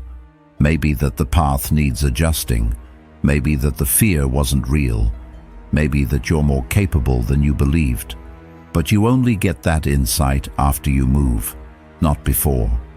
The Stoics believed that virtue, your character, your growth, comes from how you engage with life, not how much you think about it. You want to be brave. Take a brave step. You want to be decisive. Make a decision. You want to be confident. Do the thing scared and keep doing it until your courage catches up. This isn't about rushing blindly. It's about stopping the paralysis. It's about recognizing when your thoughts have become a hiding place. It's okay to think things through. It's healthy to reflect. But when reflection turns into avoidance, it stops serving you. That's the line you have to watch. So here's the challenge. Whatever you've been thinking about, circling around, postponing, pick one step and do it. Today. Not next week. Not when the stars align. Now, And don't worry about whether it's perfect. Worry about whether it's real. You can course correct later. You can adjust your speed, your direction. But you can't build momentum if you never leave the start line. You are not stuck because you don't have enough information. You're stuck because you haven't made a move. The truth? Action isn't the end of overthinking. It's the antidote to it. It interrupts the loop. It snaps you out of the fog. It puts you back in the driver's seat. 16. You can't heal in the same place you were hurt. Sometimes the bravest thing you can do isn't fighting to stay. It's choosing to leave, not out of fear, not out of weakness, but out of self-respect. Because no matter how strong you are, if you keep planting yourself in the same soil that keeps poisoning your roots, you can't thrive. And yet, we convince ourselves that staying put is noble, that loyalty means endurance, even when it's costing us peace, clarity, and our sense of self. But at some point you have to ask, am I healing here, or am I just surviving? We've been told over and over that time heals all wounds, but that's not the full story. Time alone doesn't heal. Time just passes. It's what you do with that time and where you spend it that shapes your growth. A toxic environment can keep your nervous system on edge. It can keep reopening emotional wounds, no matter how many times you patch them up. Healing, real healing, isn't just about clocking days. It's about creating the conditions that allow your heart and mind to breathe again. Sometimes the environment that shaped you isn't the one that can sustain you. That means leaving. That means letting go of the people, the places, the habits, even the identities that are wrapped in the trauma you're trying to rise from. It doesn't make you cold. It makes you conscious. The Stoics had no illusions about the influence of the external world. Epictetus taught, the key is to keep company only with people who uplift you, whose presence calls forth your best.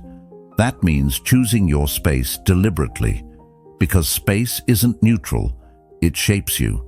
The conversations you're surrounded by, the energy that fills the room, the expectations that silently pull at your behavior. If you're constantly in survival mode, walking on eggshells, suppressing your voice, shrinking to fit, you're not healing, you're hardening. And hardening isn't healing. Healing is soft. It's the slow unfolding of a clenched spirit.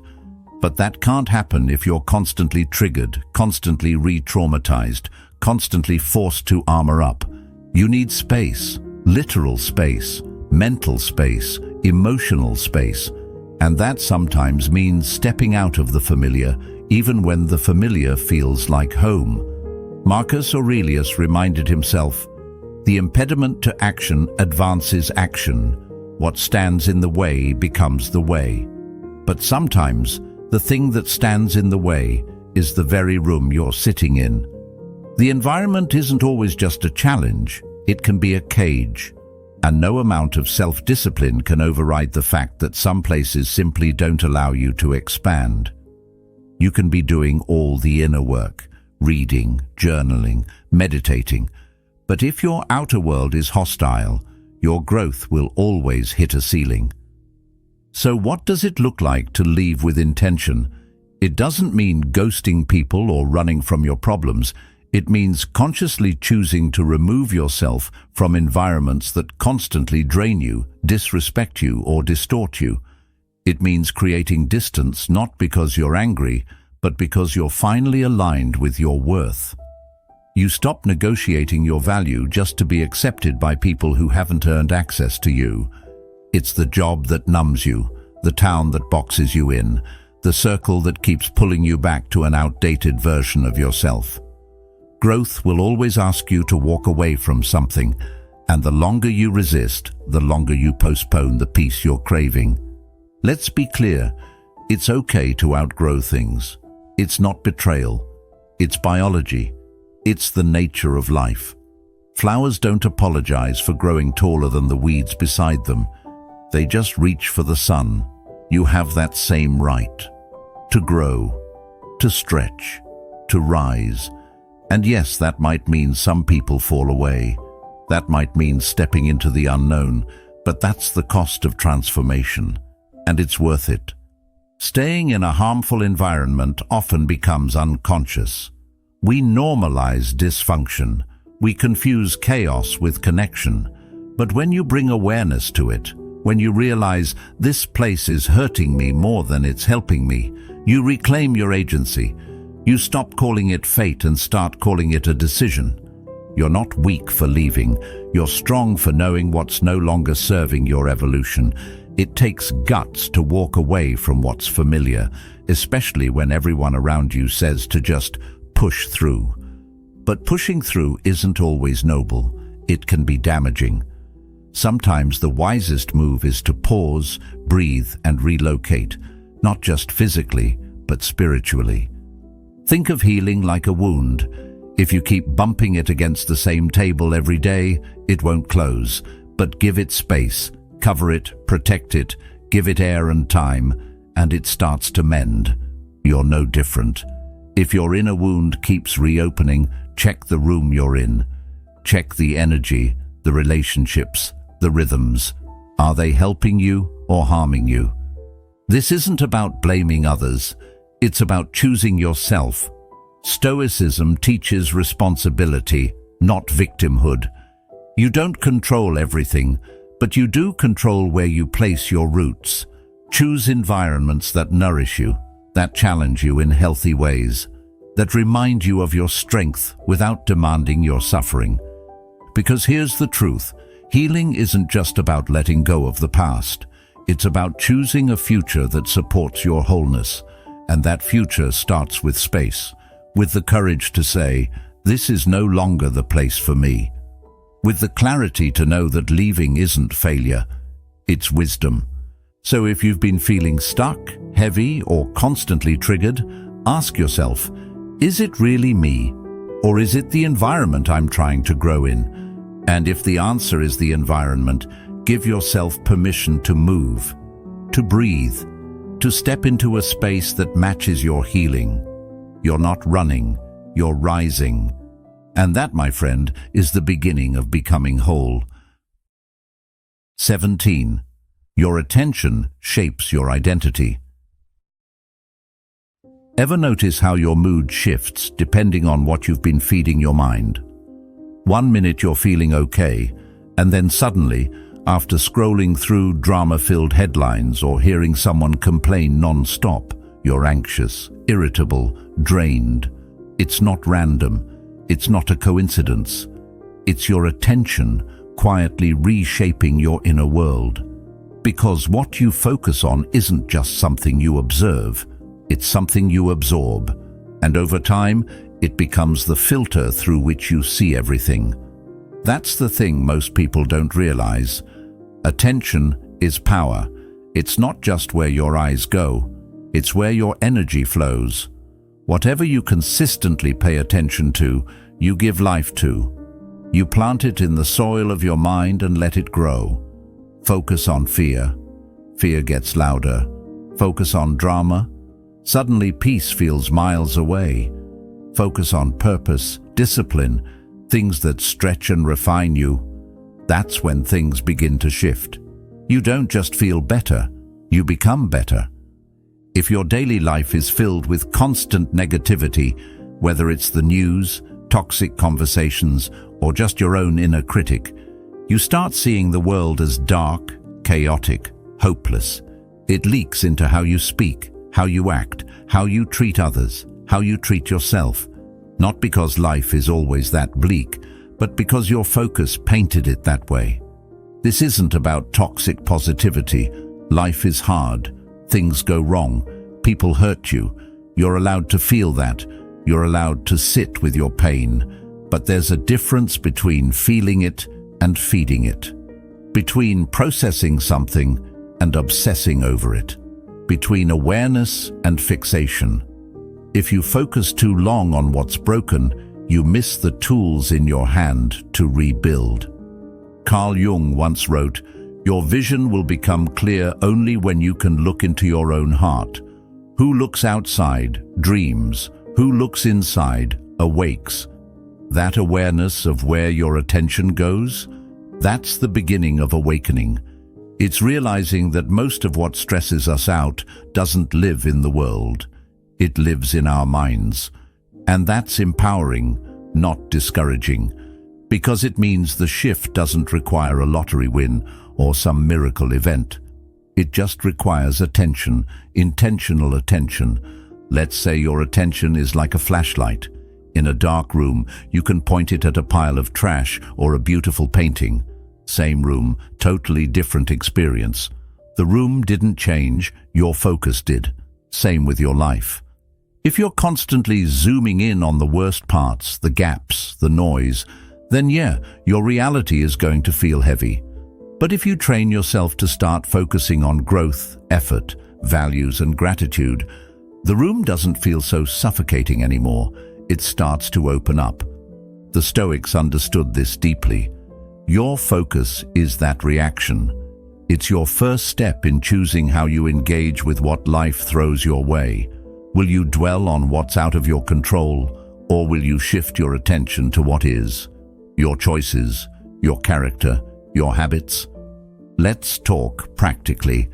If your mornings start with doom scrolling through bad news or comparing your life to everyone else's highlight reel, your mental energy is already hijacked. But imagine starting your day with stillness, with intention, with reading something meaningful, journaling for 5 minutes, reflecting on one core value you want to live by. Doesn't have to be grand, just deliberate. Those small adjustments in where your attention goes, they change how you show up, not just for the day, but for your entire life. Your brain has a filter called the reticular activating system. It sifts through the millions of bits of data around you and highlights only what you've told it matters. Start constantly focusing on failure. Your brain will filter in more signs that you're failing. Start focusing on growth. Suddenly you'll see possibilities you couldn't before. Same world, different filter. So let me ask you this. What are you feeding your focus? Who are you listening to every day? What content do you keep coming back to? What thoughts do you rehearse in your head over and over again? Because repetition is how we shape identity.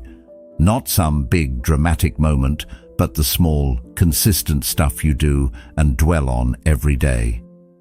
Here's the beautiful part. Your focus is a choice. It might not feel like it at first, especially if you've been running on autopilot. But the moment you pause and ask, is this helping me become who I want to be? You begin taking back control. You step out of reaction and into direction. And from there, everything becomes more intentional. Marcus Aurelius also wrote, "Very little is needed to make a happy life. It is all within yourself, in your way of thinking." He didn't mean ignore reality. He meant take responsibility for the one thing no one can ever take from you, your attention. Guard it, redirect it, strengthen it. The world will always fight for your focus.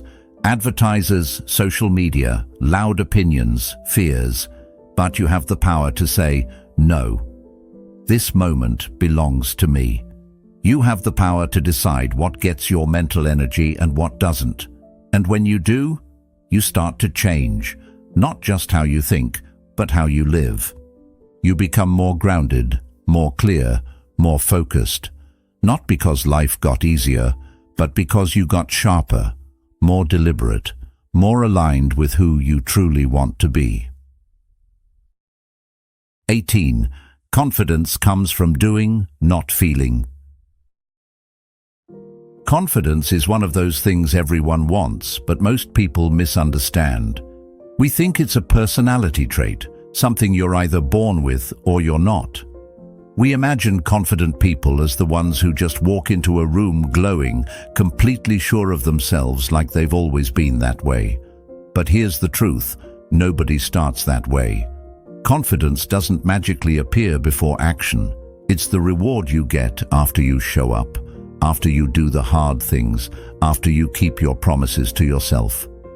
You don't wait for confidence, you build it, one action at a time. This is where so many of us get stuck. We think, I'll go for it when I feel ready, or I'll start once I feel more sure of myself. But you know what? That moment of perfect readiness, it almost never comes. And if you keep waiting for it, you'll stay stuck. It's not that you're not good enough or capable, it's that you're asking the wrong question. Don't ask, how can I feel more confident before I start? Ask, what small step can I take now, even if I'm unsure? Because it's in the doing, not the daydreaming, that confidence begins to take root. Stoic philosopher Epictetus said, "How long are you going to wait before you demand the best for yourself?" He didn't say wait for the stars to align or for your self-esteem to hit 100%. He said, demand it. That's the mindset shift. You stop asking for permission from your feelings and start leading with your values. And one of those values has to be this: I move, even when I don't feel like it, even when it's scary, even when the voice in my head tells me I'm not ready. If you're always telling yourself you're going to be more confident, more disciplined, more courageous, but you're not backing it up with action, you're reinforcing the opposite identity. Every time you hesitate, every time you break your own word, you teach your brain, I can't count on myself. But every time you do the thing, whether it's sending the email, speaking up in the meeting, going to the gym, you send a different message. I show up. That's where real confidence is born. Confidence is built in quiet moments, not loud ones. It's built on the days when you really don't feel like it, but you do it anyway. It's built when you feel awkward, unsure, out of your depth, but you lean in instead of pulling back. Every one of those moments is like laying a brick. One rep at a time. It's not flashy, but it's solid. And over time, those bricks turn into a foundation you can stand on. Think about athletes, artists, or entrepreneurs you admire. Do you think they always felt confident before they acted? Number. They acted through the doubt. They practiced when no one was watching. They kept going when things felt pointless. The Stoics would call this arete, the pursuit of excellence through consistent action, not fleeting emotions. So, if you've been sitting around waiting to feel ready, let this be your wake-up call. Confidence isn't going to walk in and tap you on the shoulder. It's something you create through repetition, through momentum, through the little daily choices that seem small in the moment, but compound into something massive over time. Think of it like a muscle. If you never use it, it doesn't grow. But the more you train it, even imperfectly, the stronger it gets. And here's the thing, confidence doesn't mean you never doubt yourself. It doesn't mean the fear disappears. It means you learn to act with the fear. You feel it and you move anyway. That's what builds self-trust. Because confidence isn't the absence of fear. It's the belief that you can handle whatever comes, even if you're scared. And the only way to believe that is to prove it to yourself over and over again. You don't wait to feel brave. You act brave, and the feeling follows. You do the thing that scares you, and your nervous system eventually adapts. You expand what you're capable of, not through theory, but through sweat. Let's break this down into something real. Let's say you want to become more confident at public speaking. You can read every book, watch every video, take every note. But until you stand up and speak, you'll never build that muscle. You might shake the first time, stumble the second, but by the third or fourth round, something shifts. Not because you magically became confident, but because you earned it. Same goes for fitness, relationships, creative work, anything. Confidence doesn't come first. Reps come first. That's what makes confidence so empowering. You don't have to wait for it to arrive. You just have to start moving right here, right now. But here's a twist. The reps don't need to be perfect. In fact, they won't be. That's part of the process. You'll mess up, you'll feel silly, but every time you show up again, you reinforce a powerful truth. I don't give up on me. And that's the deepest form of confidence, not swagger, not bravado, but quiet, grounded self-trust. Seneca said, "It is not that we have a short time to live, but that we waste much of it." And so many of us waste time waiting to feel ready, waiting for the fear to go away, waiting for someone to tell us we're good enough. But what if you stopped waiting? What if you started building? What if today you just decided to do one small thing that moves you forward? That's how it begins. One rep at a time, one choice at a time. You act, you follow through, you build self-trust. And slowly, quietly, that voice inside your head starts to change. It stops saying, "I can't." It starts saying, "I've done this before, I can do it again." Confidence isn't something you're born with. It's something you build. So stop waiting. Start doing. Show up for yourself. Not once, but again and again. Because every time you act, you're casting a vote for the kind of person you're becoming. And when those votes add up, that's when you walk into the room and realize you're no longer pretending to be confident. 19. People remember how you made them feel. You ever think about the people who made the biggest impact on your life, like the ones who actually shifted something inside you? I bet it's not what they said that stuck. It's how they made you feel. Maybe they didn't have the perfect words, the best advice, or the most impressive background. But when you were around them, something felt different. Maybe it was calm, maybe it was love, maybe it was honesty. Whatever it was, it stayed with you long after they left the room. That's the thing about presence. It speaks louder than words ever could. In today's world, we're so obsessed with being impressive, with saying the right thing, posting the right thing, presenting ourselves in the most curated, filtered way possible. But here's a harsh truth most people miss. No one remembers your highlight reel. What they remember is how they felt in your presence. Were you genuine? Were you kind? Did you make them feel heard even when they weren't saying much? That's what lasts. The energy you bring into a room outlives anything clever you might say in it. Carl Jung once said, "The meeting of two personalities is like the contact of two chemical substances. If there is any reaction, both are transformed." That's the power of presence. It's not neutral. It changes things, even if just subtly. You don't need to be loud to be powerful. You don't need to be perfect to leave a mark. You just need to be there, open, grounded, human. The truth is, people don't remember exact phrases. They remember tone. They remember energy. They remember whether you made them feel small or safe, whether you listened or just waited to talk, whether you were judging or actually trying to understand. We all crave something real, something that reminds us we matter. So if you want to be influential, start there. Start by seeing people, really seeing them. Epictetus taught that we should be tolerant with others and strict with ourselves. That means we don't need to walk into a room trying to dominate. We walk in anchored in who we are, and we extend grace to everyone else. Real strength isn't about overpowering someone with our words. It's about making space for empathy, for authenticity, for connection. Now, don't get me wrong, words matter, but only when they're backed by something solid. If your vibe is off, if you're clearly distracted, insincere, or fake kind, people pick up on that. Energy doesn't lie. You can't fake presence. Either you're with someone fully or you're not. And in a world where most people are only half listening, just being fully there is rare enough to be revolutionary. Here's where this ties into the Stoic idea of virtue.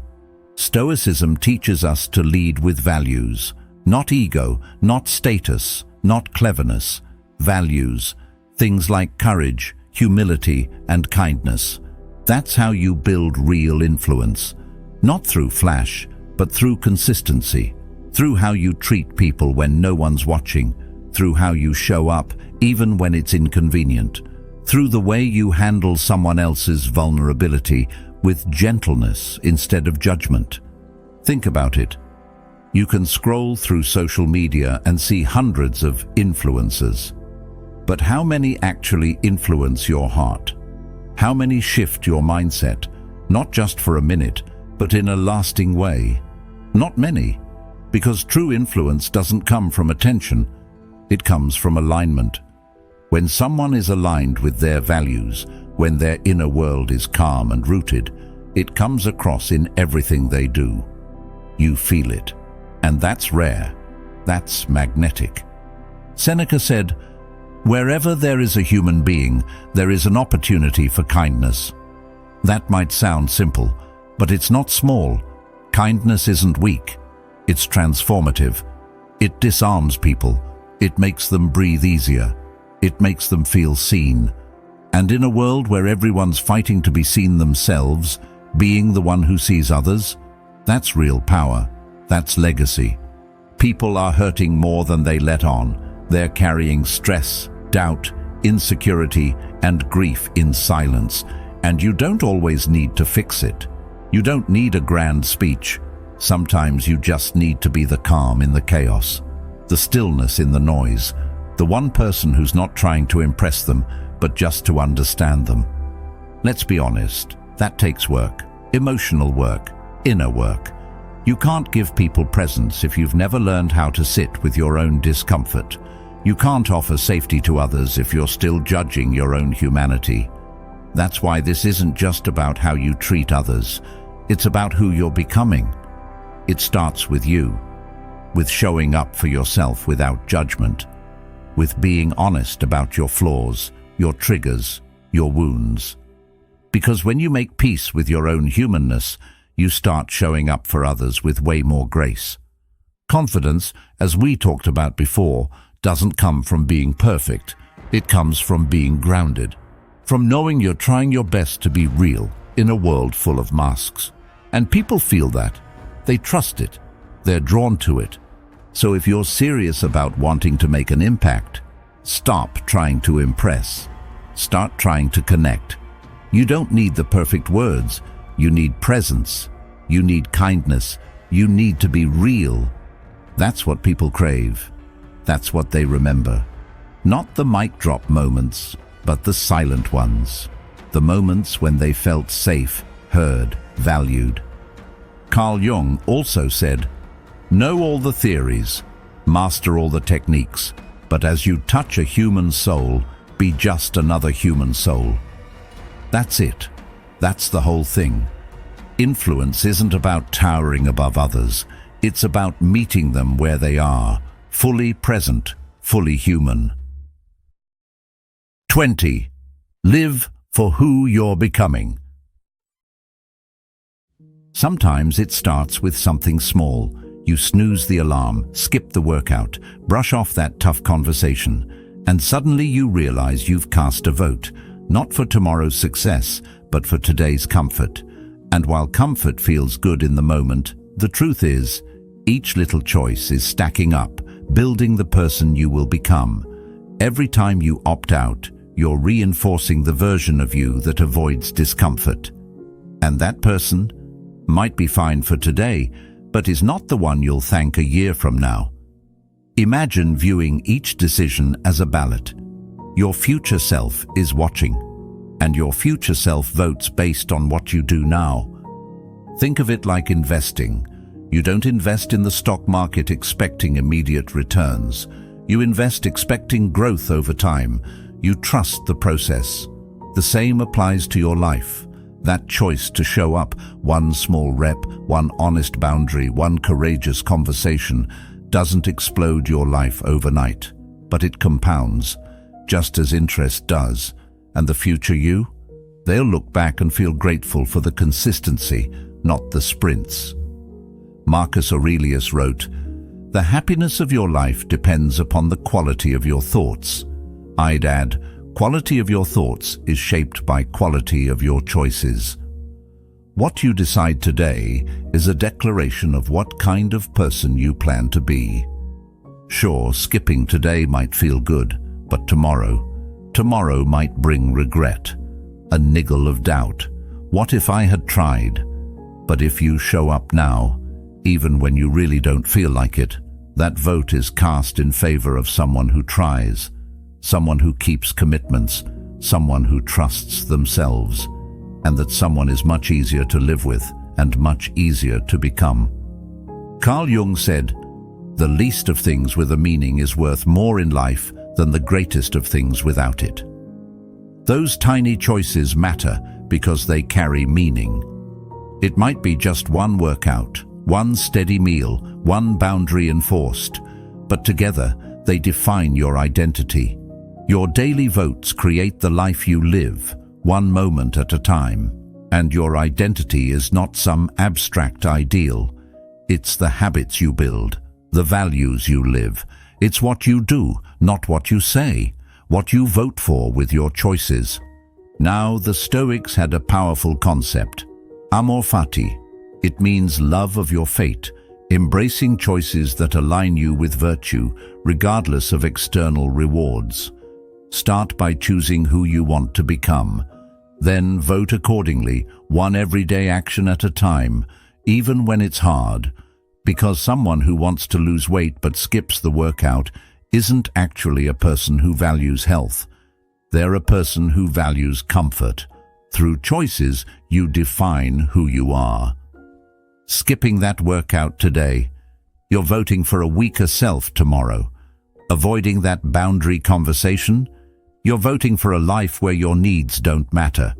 But showing up, that's a vote for respect, for resilience, for a stronger you. It's adjusting the compass in your soul. And when you adjust often, even by small margins, the path shifts over time. The person you're becoming shifts with it. And here's another truth. Your future self isn't distant. They already exist as a possibility inside you. They're whispering their story through your actions today. So when you choose to walk away from something easy and choose what grows you instead, you're casting a vote for that future self. You're saying, yes, I trust you. I believe in the direction you're going. Imagine the gratitude they'll feel when they wake up one day and realize how far you've walked together. Our greatest ally in building a meaningful future is our ability to choose one action over another. You don't need overwhelming inspiration to vote. You just need the next right action. And each time you choose the harder one, whether it's a discipline, a boundary, a conversation, you're building a legacy of self-trust. That's the soil in which purpose grows. What if you thought in terms of decades, not days? What if every morning you asked, what choice can I make today that my future self will appreciate? Not tomorrow, not next week, today. And even if that choice seems small, like sending an email, hitting publish, putting down the phone, it's a seed. Over time, the garden grows. The habits deepen, identity shifts. The votes add up until suddenly, you're living a life that shows what you stand for. A life you don't just survive, you thrive in it. The Stoics emphasized living according to nature, meaning living in alignment with your highest values and reason. Marcus Aurelius reminds himself to live in agreement with nature, because when your choices are aligned, your life flows. When they're scattered, your energy fragments. The person you become is not random, it's deliberate. So here's the moment. Look around your day. See the moments waiting for you to cast your ballot. The workout you can do, the apology you can give, the project you can start, the boundary you can hold, not because of guilt, but because of growth. That's how you honor your future. That's how you become the person you admire. Small votes add up. We don't see the shift immediately, but you will. The future you is counting on today's vote. Will you skip out, or will you stand up? It's not about radical change overnight. It's about radical consistency over time, one vote at a time. With each choice, you define your direction. You declare who you will be. That's the long game. And it starts now. Every moment is a decision. Every decision is a vote. And every vote is shaping the person you're becoming. So don't wait for change. Choose it, quietly, daily, relentlessly. Because your future isn't something you find. It's something you build. If this spoke to something in you, there's more where that came from. Check out the next video waiting for you on screen. It's time to keep walking this path of purpose, one step at a time. And as always, thank you for being part of Stoic Journal. Stay grounded, stay growing,